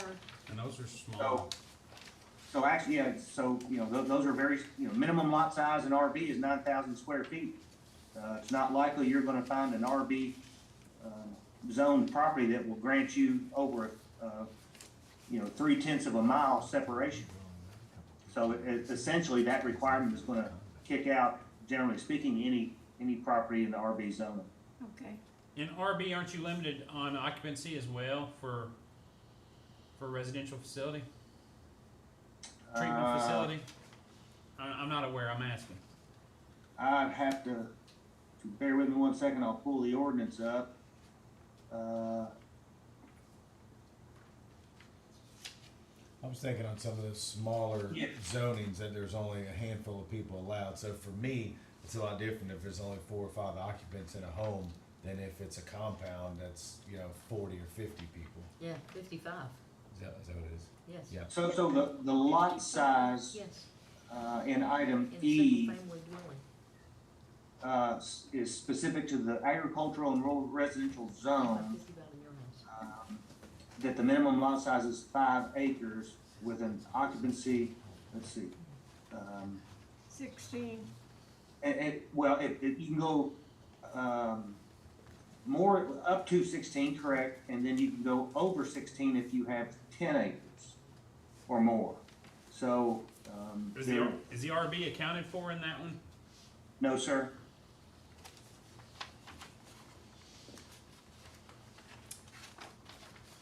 Robert, when is the next planning and zoning meeting that you would be able to take this item up before the planning and zoning? It would be July the 14th. All right, could you come up with an idea on certain ways to handle this, taking in consideration the different types of zones and how that can be looked at? Yes, sir. In my report, I would also reference the discussions at both the Board of Zoning Adjustments and the Fiscal Court meeting, just as a frame of reference for the Planning Commission. Okay, so what I'd ask for you then to do is we have 2 more court meetings in June, and I would say, if you could come up with a statement of that and bring that back to us, and we can tweak it or give a pat on the back and say, thank you, take it to them. Is that fair enough, everybody? Squire Tracy, you're Okay. first. Robert, does your office, do you all keep like the fire department pre-plan, do you keep that on file? Or like the waste management, their report, is that on file in your office, or where could we get a copy of that at? For this case, we do have both the health department records and if we don't have the pre-plan in our file, I can obtain that from the chief with no problem. Okay, would it be, could I get a copy of that? And the reason I ask is, I just asked how many people and was told 55. And it's, when you hear that and you think that it's gonna be on a septic system, if I were to build a home today and I had 55 people living with me, the septic system would be, Massive. yes. So I guess my question is, I don't think the health department ever passed this. so that's my question. That's why I said before, this should be on city sewers. How do we go, I'd love to see the report from the health department in regards to how they got to approve this. All right, sure. I'd be happy to give it to the clerk and distribute it to the court. Within the application before the Board of Zoning Adjustments, there was no discussion of 55 occupants. I'm not sure where that number came from. I don't know either. I just overheard Squire Sebastian reference 55. Okay. Squire Sebastian, where did the 55 people come from? Robert doesn't have that in his thing. It came from the discussion at the Board of Zoning Adjustments, that there would be 55 on site. That would include patients as well as, I don't know if patients is the appropriate terminology. Patients as well as staff. Yes, because they have to have 24-hour, the way this residential facility is. You know, it doesn't close at 5 and everybody goes home. In other words, Your day. 55, not all at one time. Yes, but 55 could be there at all one, at yes, one time? sir. Okay, Yes, sir. all right, wow. And so that was that was another element of the conversation at this, about having a residential septic handling that volume of capacity. The word volume was used in a series of ways. At volume of traffic, volume of the septic handling it. Volume was used quite often. Okay, Well, and I know when we were originally discussing these, septic and sewer, the waste was a huge topic, or, centerpiece of conversation, so I just, concern. Well, when I look at the health department report, on their on-site sewage disposal system site evaluation sheet, they would require an additional 2,600 gallon tank along with the additional leach fields, and it's highlighted and asterisked in the report under item 11 that the maximum occupancy would be 40. And that's only if the additional septic system was installed. And Robert, does that site plan show the flood zone? Would that be enough room there to build that septic leach system outside of the flood zone? Mr. Cameron, who's with the health department, who performed the site evaluation, his field drawings do not show the flood zone. However, my office has provided Mr. Cameron with view-only rights to our GIS mapping, specific to flood zones and aerial imagery and addresses and things of that nature. So he is well aware, and of course we discussed this with him. He's well aware of the flood zone in the area. And to my knowledge, he does not allow or strongly discourages as much as possible any septic systems in a flood hazard area. But he has denied some in the past. all right, Robert, are you comfortable moving forward as a court and any other issues that Robert might need to address as part of this developing a concept for proximity to bring back to us, then to go to planning and zoning? Everybody comfortable with that? Was there any conversation, and I apologize, was there any conversation in regard to septic? I walked out in the middle of that, so is that something that needs to be? He said it was up to 40, Mr. It Hughes. says documented that the max is 40 on the health department. If they do an additional. They have to do additional. Yeah, with 2,600 tank and. Okay. So there are- I think we should change it to future, in future, it should be on sewer systems, not a septic system. Oh, Huh. Well- should that be added to the amendments? Well, That's my opinion. I would say that that would definitely be a situation that you could be brought up after so many people, so many residents. I wouldn't Yeah. say initially that you would five, Right, 10, on or 5 whatever. people, I don't know maybe what not, that, but- and I don't know what that number would Right. be. Robert, do you feel comfortable at saying, cause you would be superseding the health department's, territory, but saying that after, and I don't know what the number is, but after so many residents, then, we feel like that a sewer system must be in place. Yeah, I'm comfortable with that. I'd like to work with Mr. Cameron at the Health Department to set that number, but I think that's very reasonable to put a maximum occupancy on a on-site septic system. Okay? One other thing that was an issue, in the Johnson Road case that will be an issue for all cases is the water supply capacity, because the Kentucky Department of Housing, Building and Construction, will inspect and regulate these facilities through the Kentucky Building Code. And if I recall correctly, their HPC is requiring a sprinkler system for this facility. And so we had great discussions between staff, my staff, the fire chief, and our chief building official and housing, building and construction to narrow that down. So, once again, that's another limitation on not only location but occupancy. So all these things, are playing a role. I would But agree. I'm happy to, I'm sorry. I was just going to say, I would agree with you. Is that one of the 13 things they brought up in that meeting?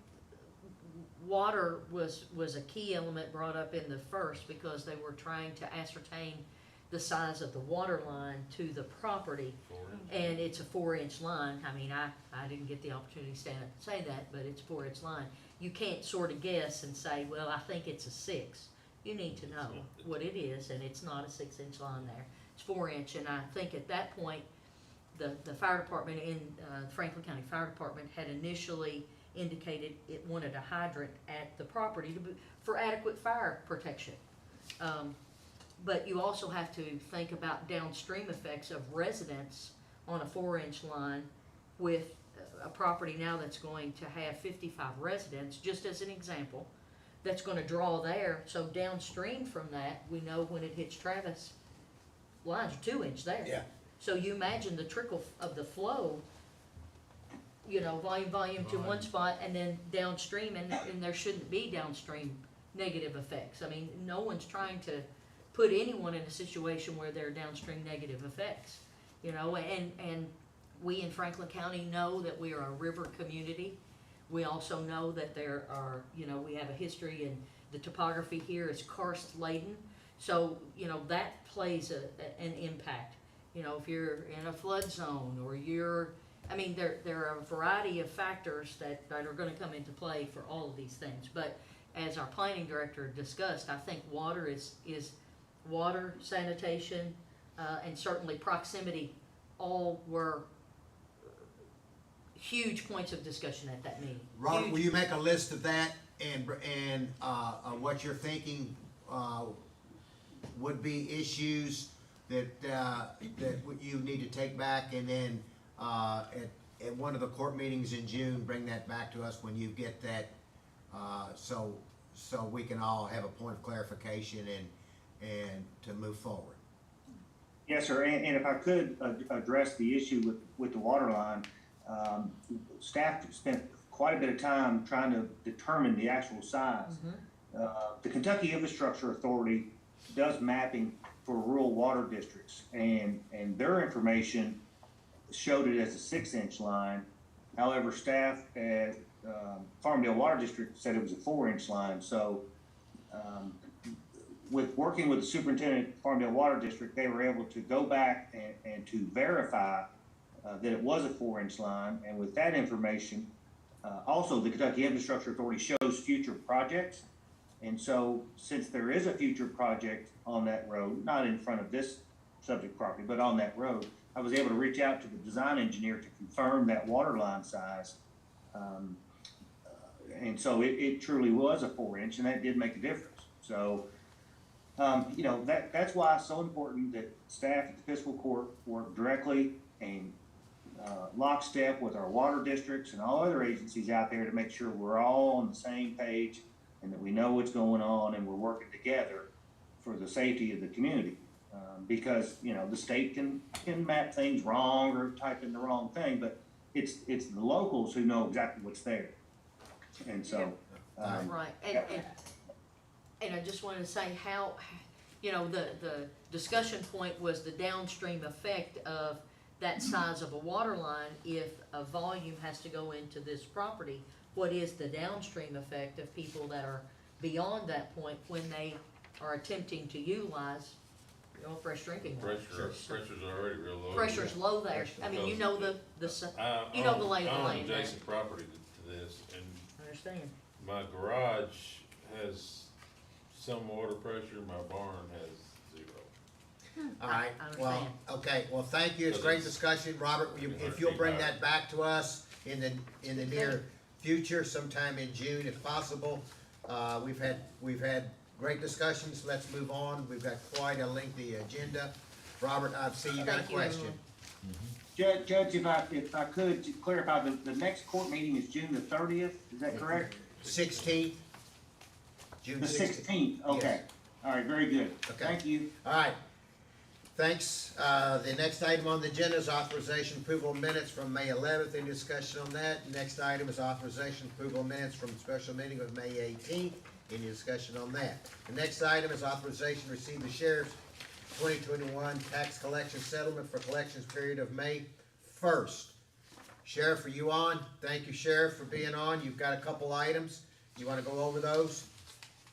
Yeah, as far as the tax settlement, I compared it to last year, and we're up $3,965,088.54, which brings the tax roll, real, and franchise up to $48,753.46.76. So the tax roll was up quite a bit, which we all know what that does. It helps fund sheriff's office, the county, and the other 7 tax districts. And as far as the delinquent bills that we turned over to the clerk, there was actually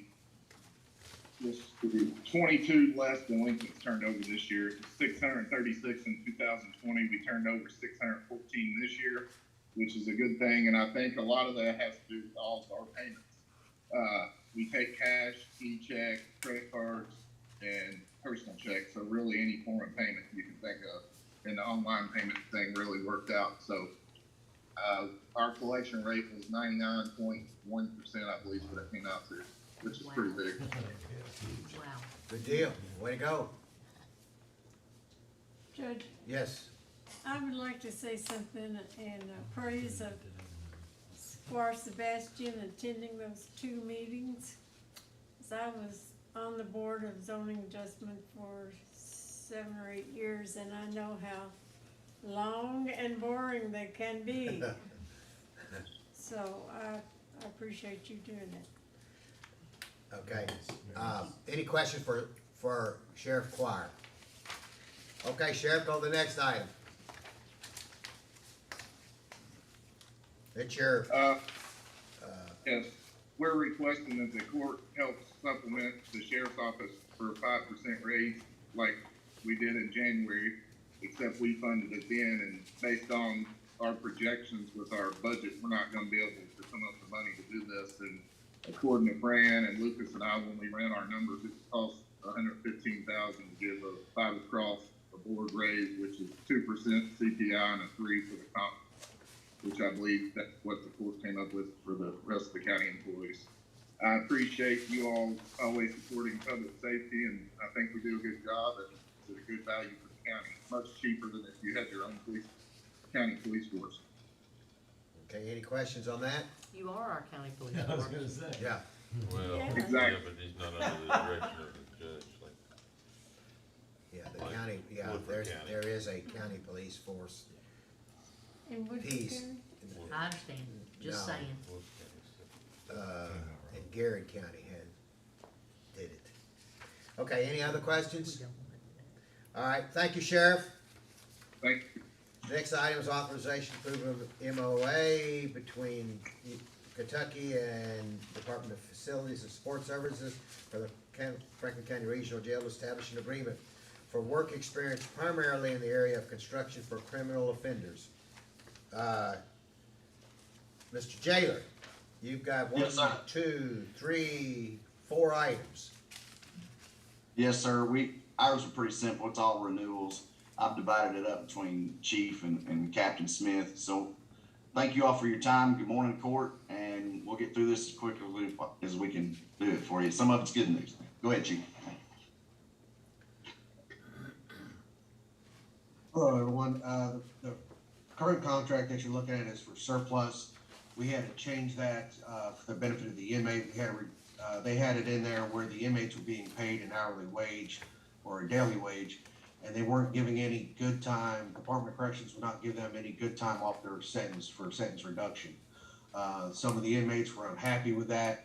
They wanted the time off of their sentence versus the state pay rate at a higher salary. So we changed that with negotiations with Surplus and their legal team. Surplus. Yeah, we understand what they're asking for. Squire Sebastian? So I have one question, and thank you, Judge. Who can advise as to which account these funds are gonna be remitted to from the Commonwealth? Do they go to the jail? Do they go to the commissary fund? Do they come to the Yeah. Franklin County? Susan Lawrenson? I just, who can advise and how does that I work? would say, Thank you. or, Rich, do you know, how do you all, where do these, actually?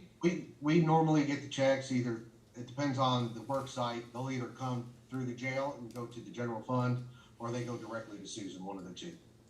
Thank you. Okay. I just wanted to make sure. Thank you very much. Okay. The next item, sir. There's no change in the next contract. Okay. It's just a 2-year renewal. Okay. And the next one? That's the indigent. That'd be Captain Smith. She'll be right here for you. Okay.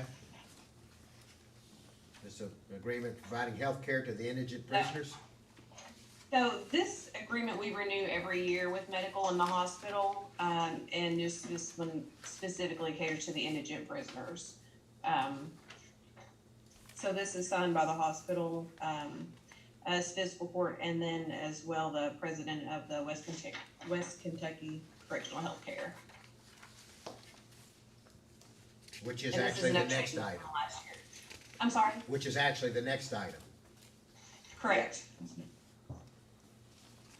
Okay. Any questions on that? You're approved. You're wanting to renew that one? You've been pleased with this group, Jailer? Yes, sir. We're absolutely pleased with Western Kentucky Medical financially and service-wise.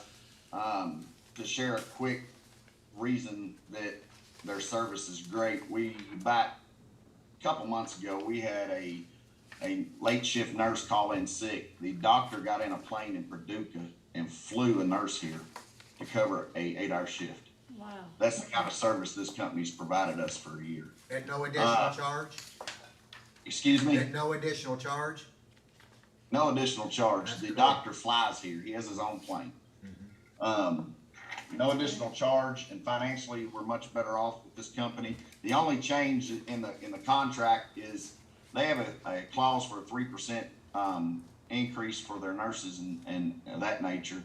I was able to negotiate that to, instead of a big raise for that, we was gonna add 18 additional hours.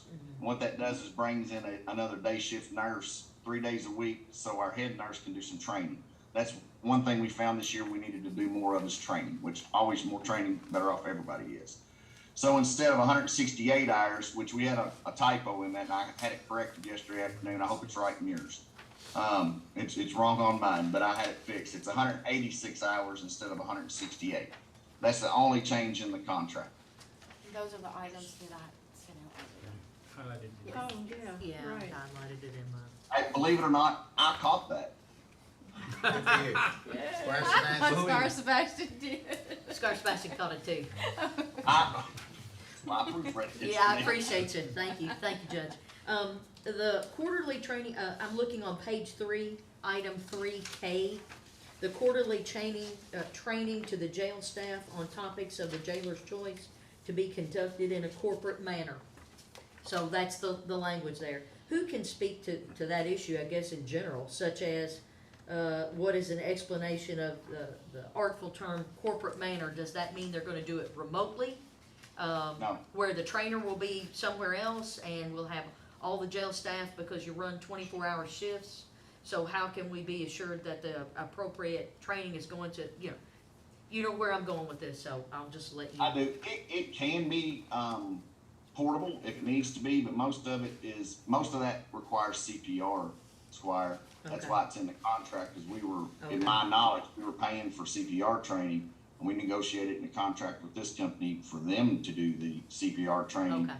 And then there's other things like bloodborne pathogens and stuff like that that they can teach. It's whatever classes we recommend I got you. or that we find we need throughout the year, but the main purpose is CPR for our staff.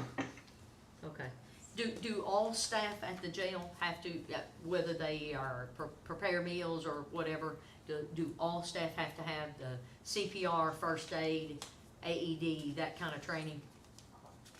Not by KAR, but if we have one do it, we try to have everybody do it. Okay. That way we're across the board. Okay. So what is the number of jail staff that can be trained? And, like I said earlier about how the alternate shifts, how do they get access to this training? Because We have to do it. Go ahead, I'm sorry. I apologize. We have to do it on 2 days, because Okay. we have split shifts. Yep. We have 2 shifts that work opposite. So like on a Tuesday is when we do a lot of our training, because it would be the last day for one shift, first day for another. So they would have to do a training on a Tuesday and a Wednesday to break it up so everybody gets it. And then admin staff would be divided up into that. That's how we do most of our training, whether it's firearms, recertifications, anything. That's how we usually do it.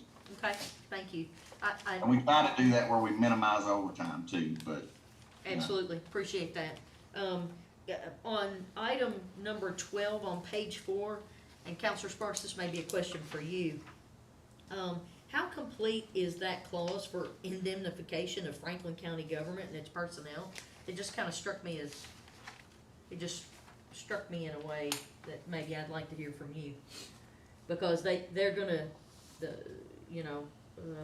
they shall defend, indemnify, hold harmless Franklin County Jail, etc., all the officers of Franklin County government, etc. So,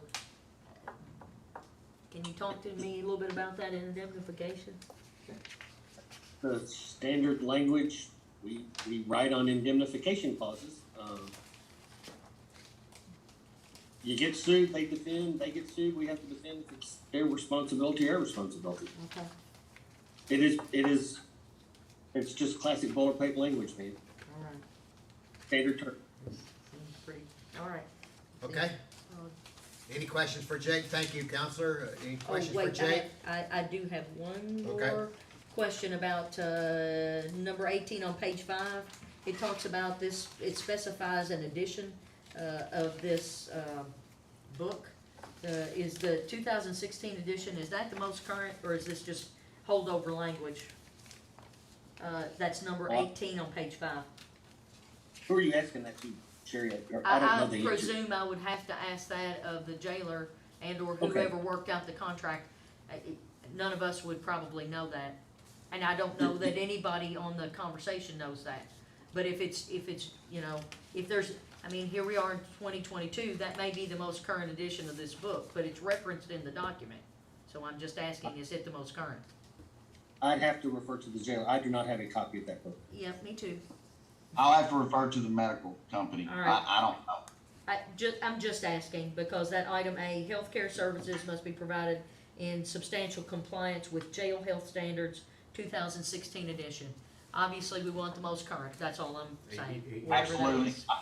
I will check on that today with Thank the you. owner of the company, and it may be a typo, but Yeah. I'll double check on that one. Thank you. If it is, let's just make sure we, Change it. Yes, yeah, ma'am. thank you. Thank you very much. Okay, any other questions for our jailer?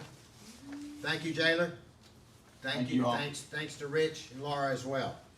Okay, Yes, the ma'am. next Yes, sir. item is authorization to approve a resolution authorizing the filing of an application for the Waste Tire Grant Program. Squire Moore, you love this program. All right, go, Miss Brittany. Okay. So this is a yearly grant, that basically provides $4,000 for the county road department, to dispose of tires collected on the roadsides. As I said, the maximum amount of funding awarded to each county is $4,000, which we are eligible to apply for the whole amount. We don't usually utilize this whole amount, just due to the cost for a trailer, is normally between $2,600 and $3,400. So there's always a small amount that we do end up returning to the state. There's no match for this grant, so just asking for approval to apply. Any questions? Do you, does the road department utilize this all during a year, or is there certain times of year that it's utilized? So what happens is they stockpile these tires that they collect from the roadside, and then once a year is typically what we do is we call in this trailer, they load up the tires, and then they're sent away for disposal, which is usually recycling. Okay, dope. Any other questions for Miss Brittany? All right, thank you, Miss Brittany. The next item on the agenda is authorization to award a bid for the fire department uniforms. Chief Brewer. Thank you, Judge. Good morning, Court. Good morning. The fire department's uniform contract is an annual contract that expires June 30th. Invitation to bid was advertised in mid-May with the bid opening on May 23rd. We ended up having 2 vendors who submitted bids, both compliant, and Galls was the low and best bidder for the uniforms, and that's who we're recommending for approval. Any questions? Squire Muller? Thank you, Judge. Good morning, Chief Brewer. Just curious, how close was the second place runner-up? Was it closed bids or no?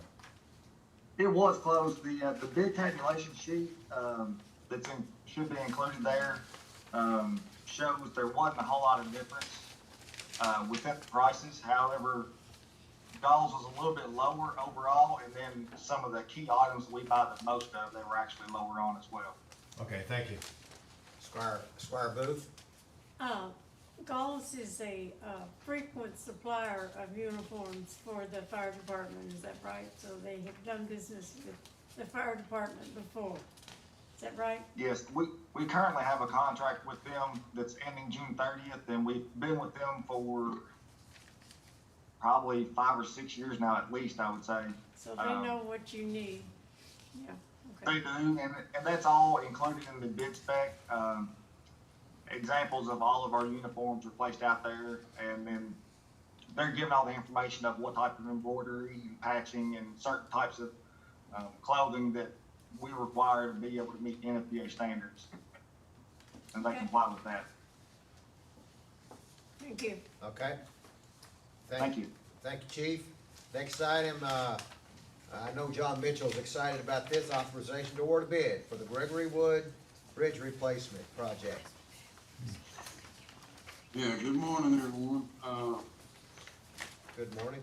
We rejected the bids the last time because there was a little mix-up in all the details, but we got that took care of. The same 3 bidders did resubmit new bids, and numbers changed quite a bit, actually.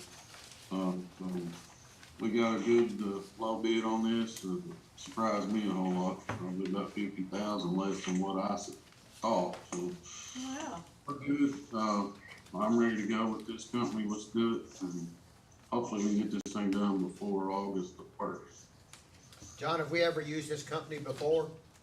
We have not. I did do a little homework on these people, and they got some really good background information, and they've done some good work. Spoke fairly highly of by several people. Okay, any questions? All right, thank you, John. The next item is authorization to reject the request for RFPs. We've talked about this for an economic feasibility study for Lakeview Park. And so we've talked about that, and we're gonna redo RFPs at a later time. The next item is authorization to hire part-time seasonal park and golf employees. A rehire of Joe Hayner. New hires would be Lee Atha and Donald Christie. Is Charlie on? He may not be, he is traveling. Oh, there. You did Hey, make it. Charlie's there. I'm here. Okay, Hey, Charlie. He's happy. How warm is it where you are, Charlie? It's 8 o'clock in the morning out there too, isn't it? Yeah, but it's in the 80s already. Yeah. It'll get to 100. Phoenix. No, I appreciate you all taking the time to look at this. We just got to still fill in some gaps with some these are golf hires. Joe is a rehire. He's got some experience, and then the other two will be new hires. All right, any questions? All right, Charlie, have a safe trip home. Enjoy yourself Thanks, while guys, you're there. And I know we're reworking this RFP. If I can do anything, please let me know. I'll be glad to help. Yeah, we'll want you part of the group getting together. Did you hear that discussion earlier? I did, yes. Okay, all right, thank you. Thank you. Okay, thanks for being on. The next item is authorization to approve appointments. One to the Paul Sawyer Public Library Board, and that is Martha Bartholomew. This other one is for the Farmdale Sanitation District Board, and that's Hank Swigert replacing Ferlin Wright. Any questions on those? The next item then, Squire Sebastian. I was just, I'm sorry, Maria, and that says Martha Bartholomew. Well, I spelled it wrong, I apologize. Okay, Is all it right. Martha or Maria? My paper says Martha. Let's see, hold on, let me look at the order, it is Maria. Oh, it's Maria in this document. Yes, I just typed it wrong on his agenda, I apologize. Okay. Squire Sebastian? I was just gonna ask, in regard to the Farmdale sanitation, how many applicants did we get for that? 0. Well, 1. Okay, Hank Swigert. well then, that negates what elevates that applicant. My standard question, what elevates elevates him is he turned this one in. candidate above the others who applied? Yeah. He turned one in. You can ask that, I don't think I can answer it. All right. And we're glad to get him too. Yeah. And we appreciate Ferlin Wright's work. Yes, he's He's good. been an excellent member. The next item on the agenda is authorization to approve budget transfer for Miss Susan.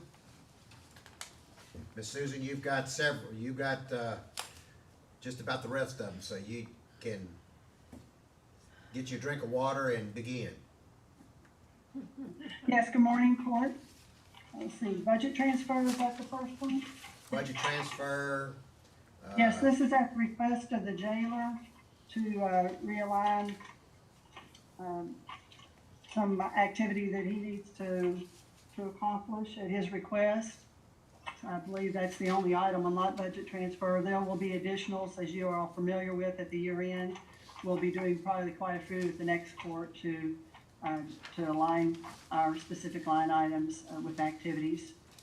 And then the next item is the second reading and approval of the budget. We did send it to the Department of Local Government for review, and with their review, it has come back with no changes. And there were a couple of questions for clarification, which I addressed. And so we have, the next step is just vote for passage. The next item, the annual order for pre-approving certain recurring expenses. As you all are aware, Fiscal Court meets each time to approve payment of the bills. And there are a few exceptions, and payroll and utilities are the only statutory exceptions that we pay in between. But we also have practicality requests for payment of debt service, as well as a few minor others registrations, conferences and training, and deeds and licenses and so forth. And those are with the approval of, again, of our regulatory agency, Department of Local Government. So we'll submit those.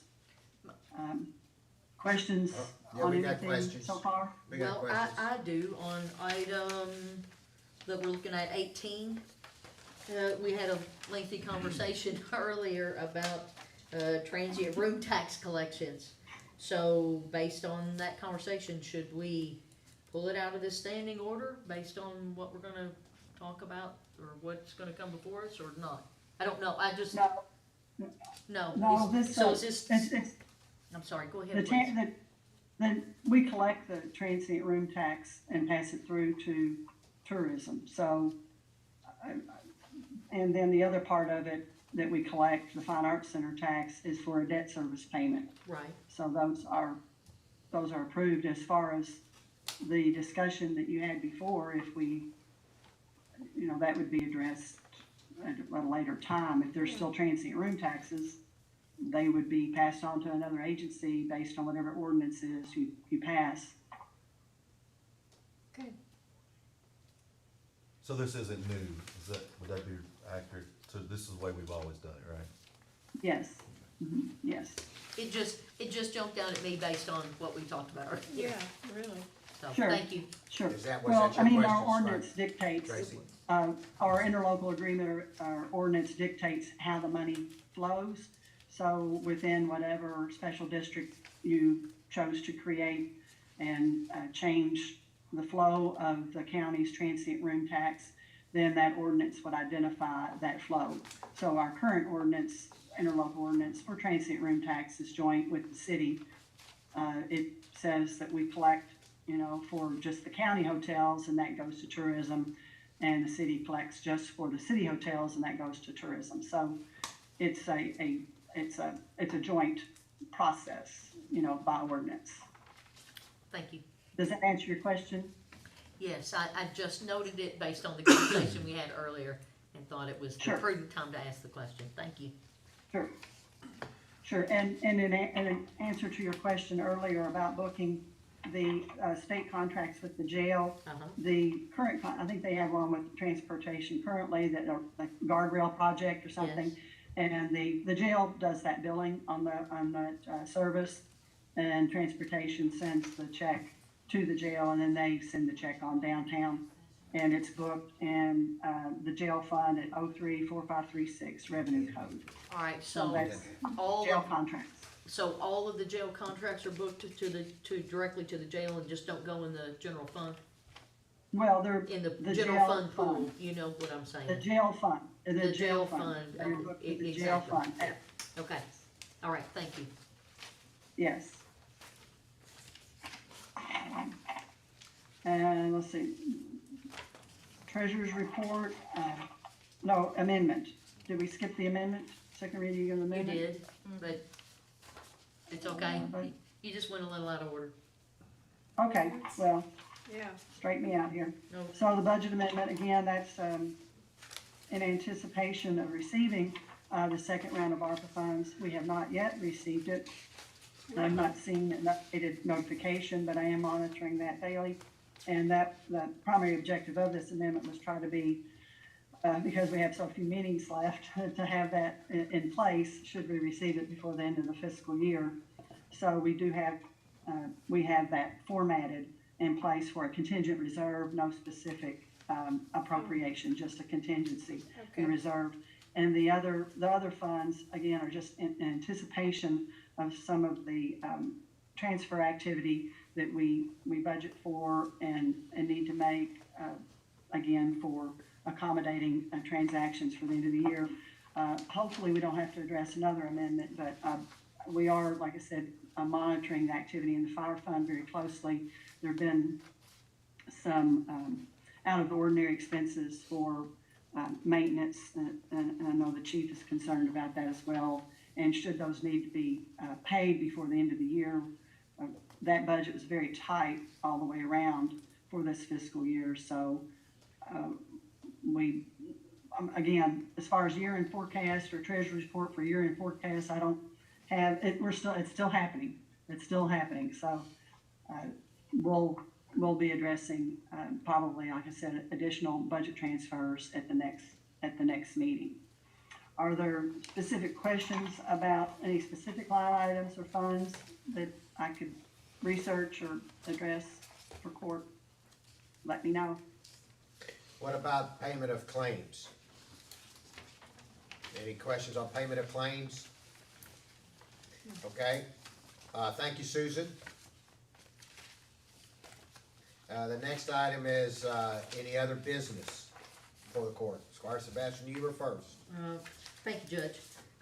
I've had a number of constituents reach out inquiring why the Farmville Water District Administrative Office continues to be closed to the public. You know, the plant board opened its office lobby to the general public in June 2021. Peaks Mill Water District opened its office in July of 2021. And the Farmville office is still closed. I realize that is not a matter for fiscal court, but my constituents have reached out asking why in 2022 the administrative offices continue to be closed.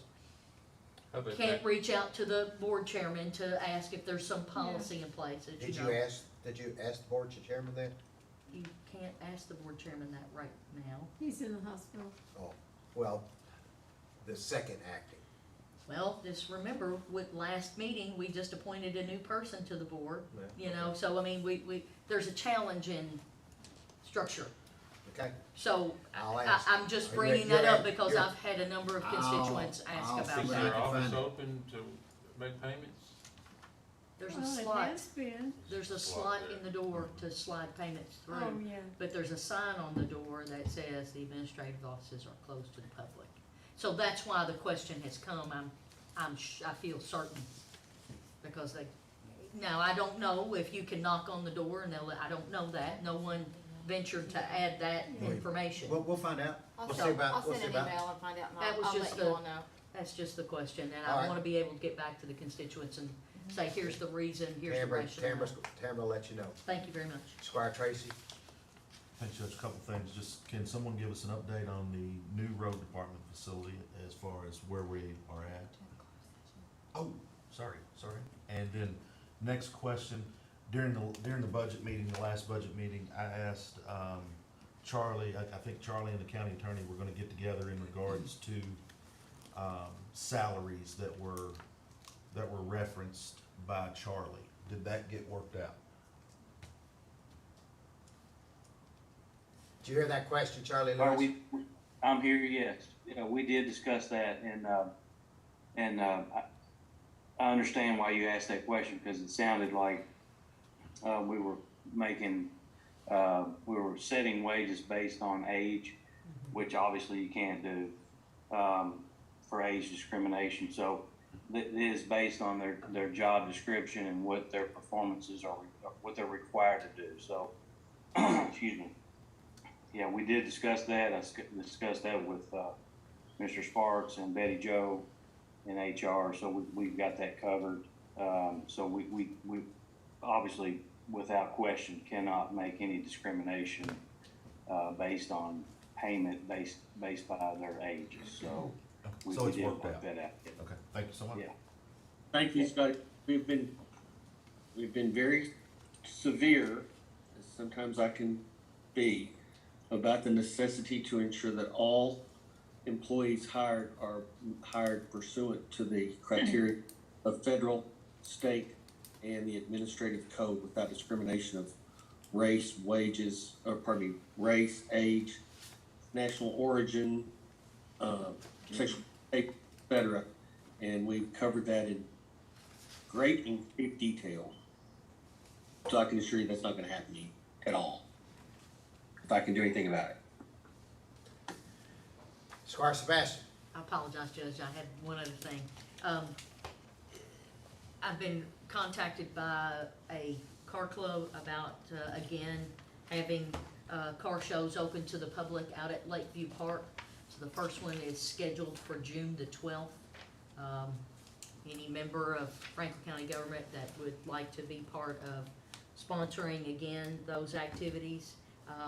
This one will be located in the Paddock area because the Carter House is already rented for June 12th. It appears to be the only conflict with the potential summer dates. So there's a paddock area that's adjacent to, that backs up to Franklin County High School and the upper barn where some of the mowing equipment is. So it'll be in that area. Are you asking us for our attendance or money? Both. There You, Both. you I'm gonna money, throw you two on money, you, Marty. Marty. Throwing 2 on you. What time is that? 2 to 5. They will all be 2 to 5. That accommodates church schedules and then gives the community something to do, which we hear a number of people are always looking for things to do on the weekend that are free and open to the public, and out at picturesque Lakeview Park couldn't be a better opportunity. Charlie Lewis, are you on? Are you aware of this? Oh, yes, yeah. Yeah, we've got 3 set up so far. Okay. You This wanna will be, give us, this will be the first 3 one. cars. you wanna give us, the dates for the other ones? 3 dates. Do you have them on you? He's gonna ask me to do that.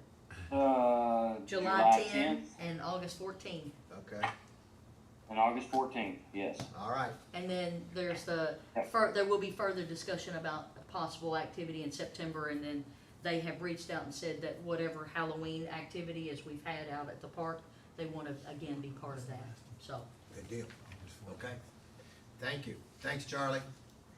Okay, Thank you. any constitutional officers? I believe I saw Jeff Hancock on. Jeff Hancock, were you wanting to be on for to say something?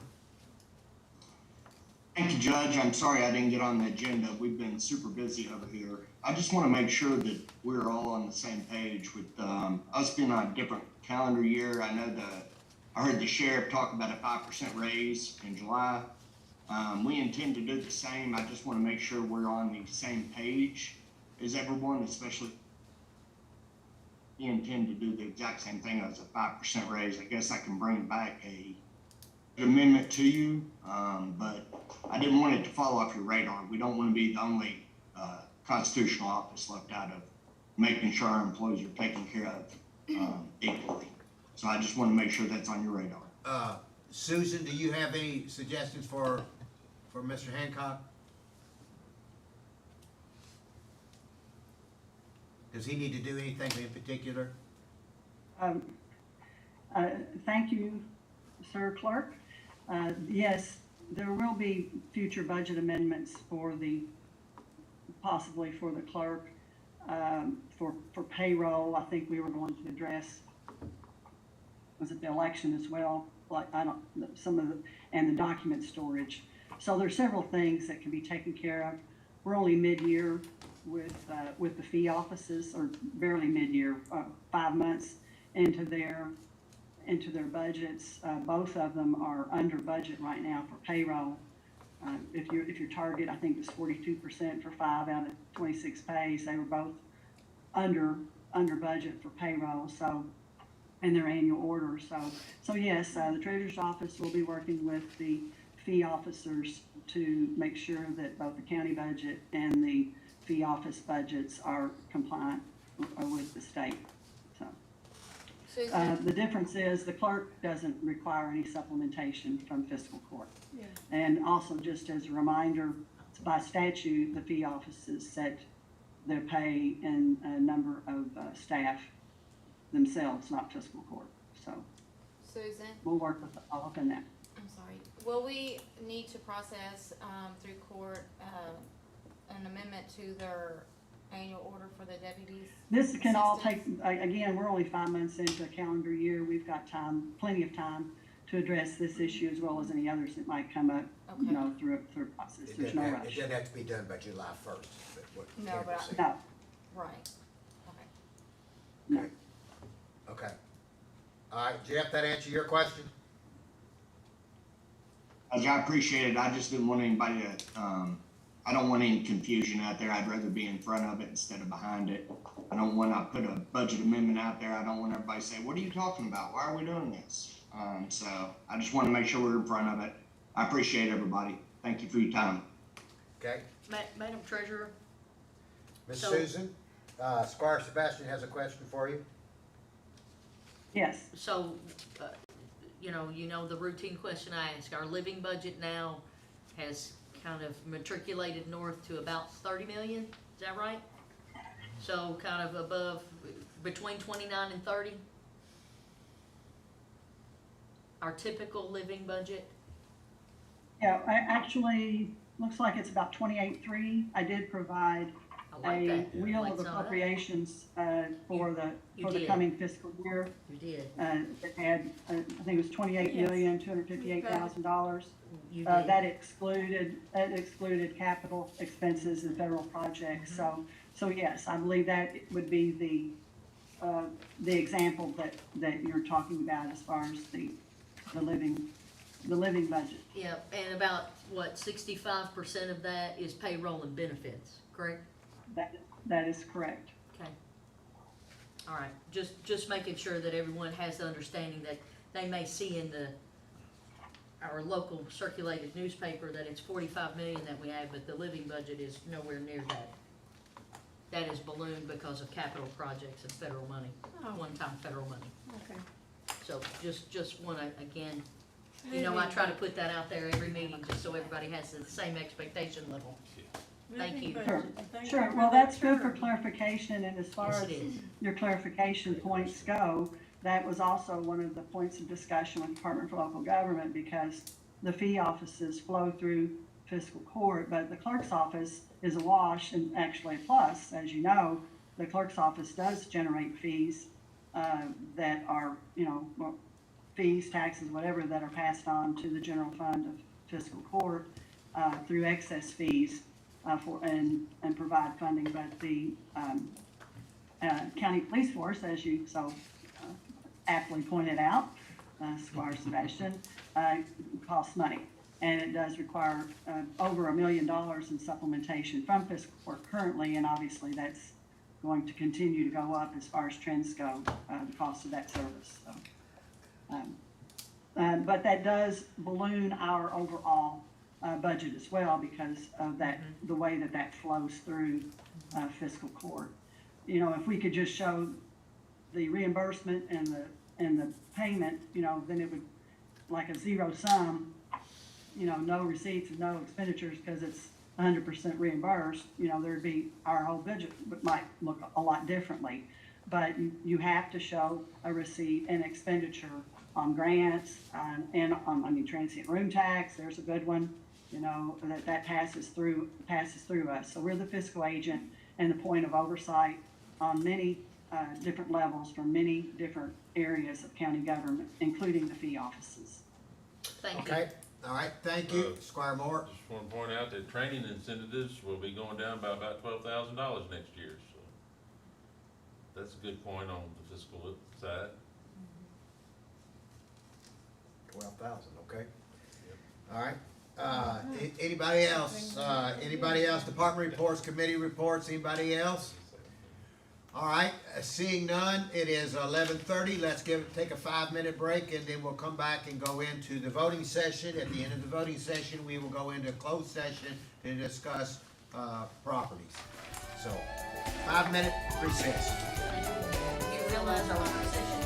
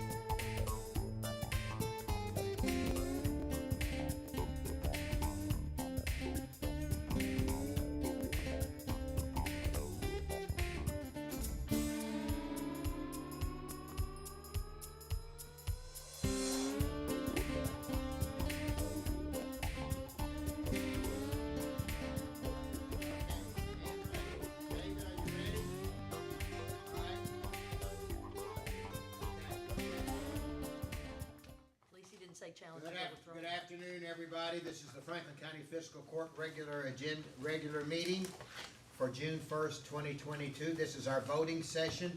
Clerk, would you call the roll? Squire Sebastian. Here. Squire Blackburn. Present. Squire Muller. Present. Squire Tracy. Here. Squire Booth. Here. Squire Moore. Here. Judge Wells. Here. Next item on the agenda is authorization for approval of minutes from our special meeting of May 11th, 2022. So moved. Second. Call the roll?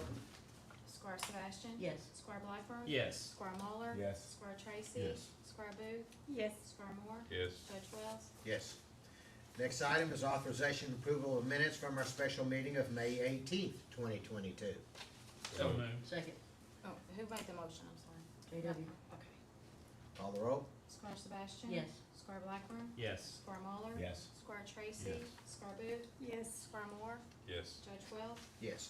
Next item is authorization to receive the sheriff's 2021 tax collection settlement for collections period of May 1st, 2021 through April 30th, 2022. So moved. Second. Call the roll? Squire Sebastian. Yes. Squire Blackburn. Yes. Squire Muller. Yes. Squire Tracy. Yes. Squire Booth. Yes. Squire Moore. Yes. Judge Wells. The sheriff was telling us that his collection rate was over 99%. That's one of the best we've ever heard, and congratulations to the sheriff on that. Absolutely. I vote yes. The next item is authorization to approve supplementing the sheriff's 2022 budget in the amount of $115,000 to provide a 2% cost of living and a 3% compensation offset adjustment for employees. So moved. Second. Call the roll? Squire Sebastian. Yes. Squire Blackburn. Yes. Squire Muller. Yes. Squire Tracy. Yes. Squire Booth. Yes. Squire Moore. Yes. Judge Wells. Yes. Next item is authorization to approve a memorandum of agreement between the Commonwealth of Kentucky Department of Facilities and Support Services and the Franklin County Regional Jail to establish an agreement for work experience primarily in the area of construction for criminal offenders. So moved. Second. Is there a second? Squire Tracy. Second, okay. Call the roll? Squire Sebastian. Yes. Squire Blackburn. Yes. Squire Muller. Yes. Squire Tracy. Yes. Squire Booth. Yes. Squire Moore. Yes. Judge Wells. Yes. Next item is authorization to approve a memorandum of agreement with the Kentucky Transportation Cabinet, Kentucky Department of Corrections, and the Franklin County Regional Jail for roadside inmate work crews. So moved. Second. Call the roll? Squire Sebastian. Yes. Squire Blackburn. Yes. Squire Muller. Yes. Squire Tracy. Yes. Squire Booth. Yes. Squire Moore. Yes. Judge Wells. And yes, this is one of the better programs that we have going in Franklin County because it provides so many services to so many agencies in our community, for example. And residents, yeah. And residents too, so it's a great service. I vote yes. The next item is authorization to approve an agreement for providing health care to indigent prisoners at the Franklin County Regional Jail. So moved. Second. Did somebody second? Yes. Squire Muller. Okay, call the roll? Squire Sebastian. Yes. Squire Blackburn. Yes. Squire Muller. Yes. Squire Tracy. Yes. Squire Booth. Yes. Squire Moore. Yes. Judge Wells. Yes, next item is authorization to approve a renewal of inmate health services agreement with the West Kentucky Correctional Healthcare LLC beginning July 1st, 2022 and ending June 30th, 2023. So moved. Second. Call the roll? Squire Sebastian. Yes. Squire Blackburn. Yes. Squire Muller. Yes. Squire Tracy. Yes. Squire Booth. Well, we were going to wait to see if that, jail health standard was the most recent released, but I am assuming that that will be taken care of, so I am a yes. I will let you all know. Thank you. Jayla Bonner has something on that. I called during break. That is Keiko's standard. It is 2016 is the latest model. Thank you. Thank you. Thank you. Okay, Squire Moore. Yes. Judge Wells. yes. Next item is authorization to approve a resolution authorizing the filing of an application for the 2022-2023 Waste Tire Grant Program with the Kentucky Department of Environmental Protection, Division of Waste Management. So moved. Second. All right, you got a second? Amber? Yes. Okay, call the roll. Squire Sebastian. Yes. Squire Blackburn. Yes. Squire Muller. Yes. Squire Tracy. Yes. Squire Booth. Yes. Squire Moore. Yes. Judge Wells. Yes, next item is authorization to award the lowest bid for the fire department uniforms 2 galls. So moved. Second. Call the roll. Squire Sebastian. Yes. Squire Blackburn. Yes. Squire Muller. Yes. Squire Tracy. Yes. Squire Booth. Yes. Squire Moore. Yes. Judge Wells. Yes. Next item is authorization to award the lowest bid for Gregory Woods Bridge Replacement Project to the Galusha Contracting LLC Company. So moved. Second. Call the roll. Squire Sebastian. Yes. Squire Blackburn. Yes. Squire Muller. Yes. Squire Tracy. Yes. Squire Booth. Yes. Squire Moore. Yes. Judge Wells.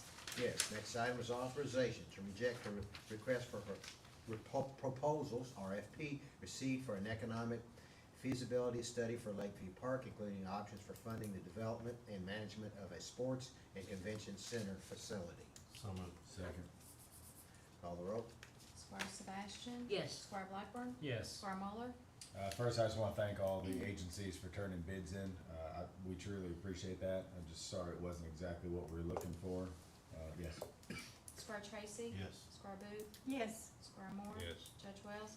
We will be doing another RFP to clarify what our needs are, to help us with the clarification and moving forward. So we will be doing that with some help of other people. I vote yes. The next item is authorization to rehire Joe Hayner as a part-time seasonal park and golf employee. So moved. Second.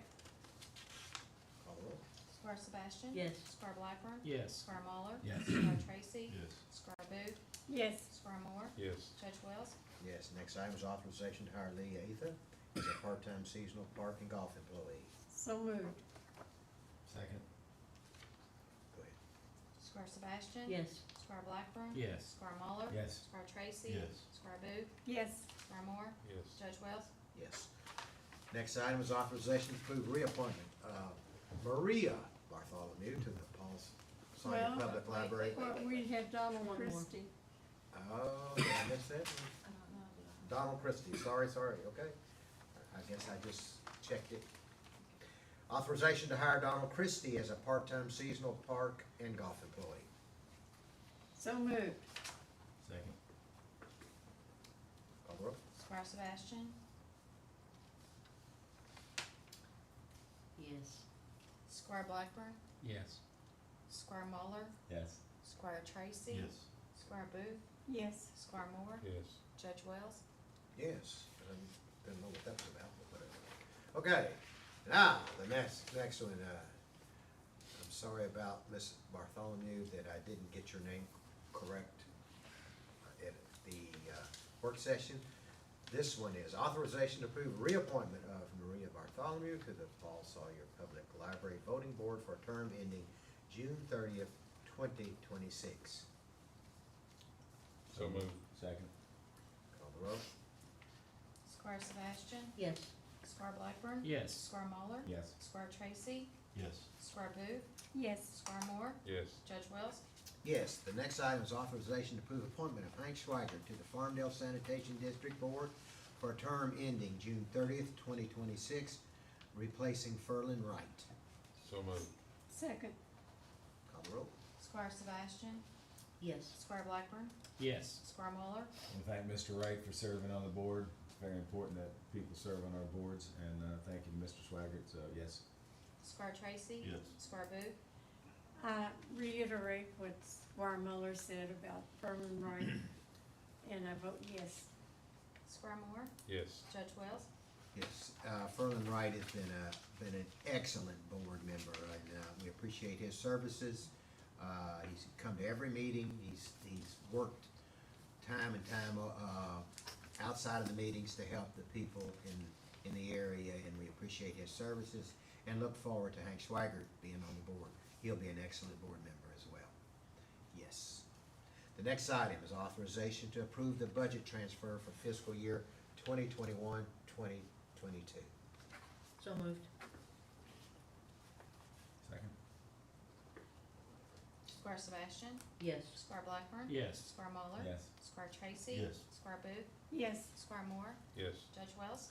Yes, the next item is second reading, approval of amendment number 4 to ordinance number 6, 2021, relating to budget for fiscal year 2021-2022. So moved. Second. Squire Sebastian. Yes. Squire Blackburn. Yes. Squire Muller. Yes. Squire Tracy. Yes. Squire Booth.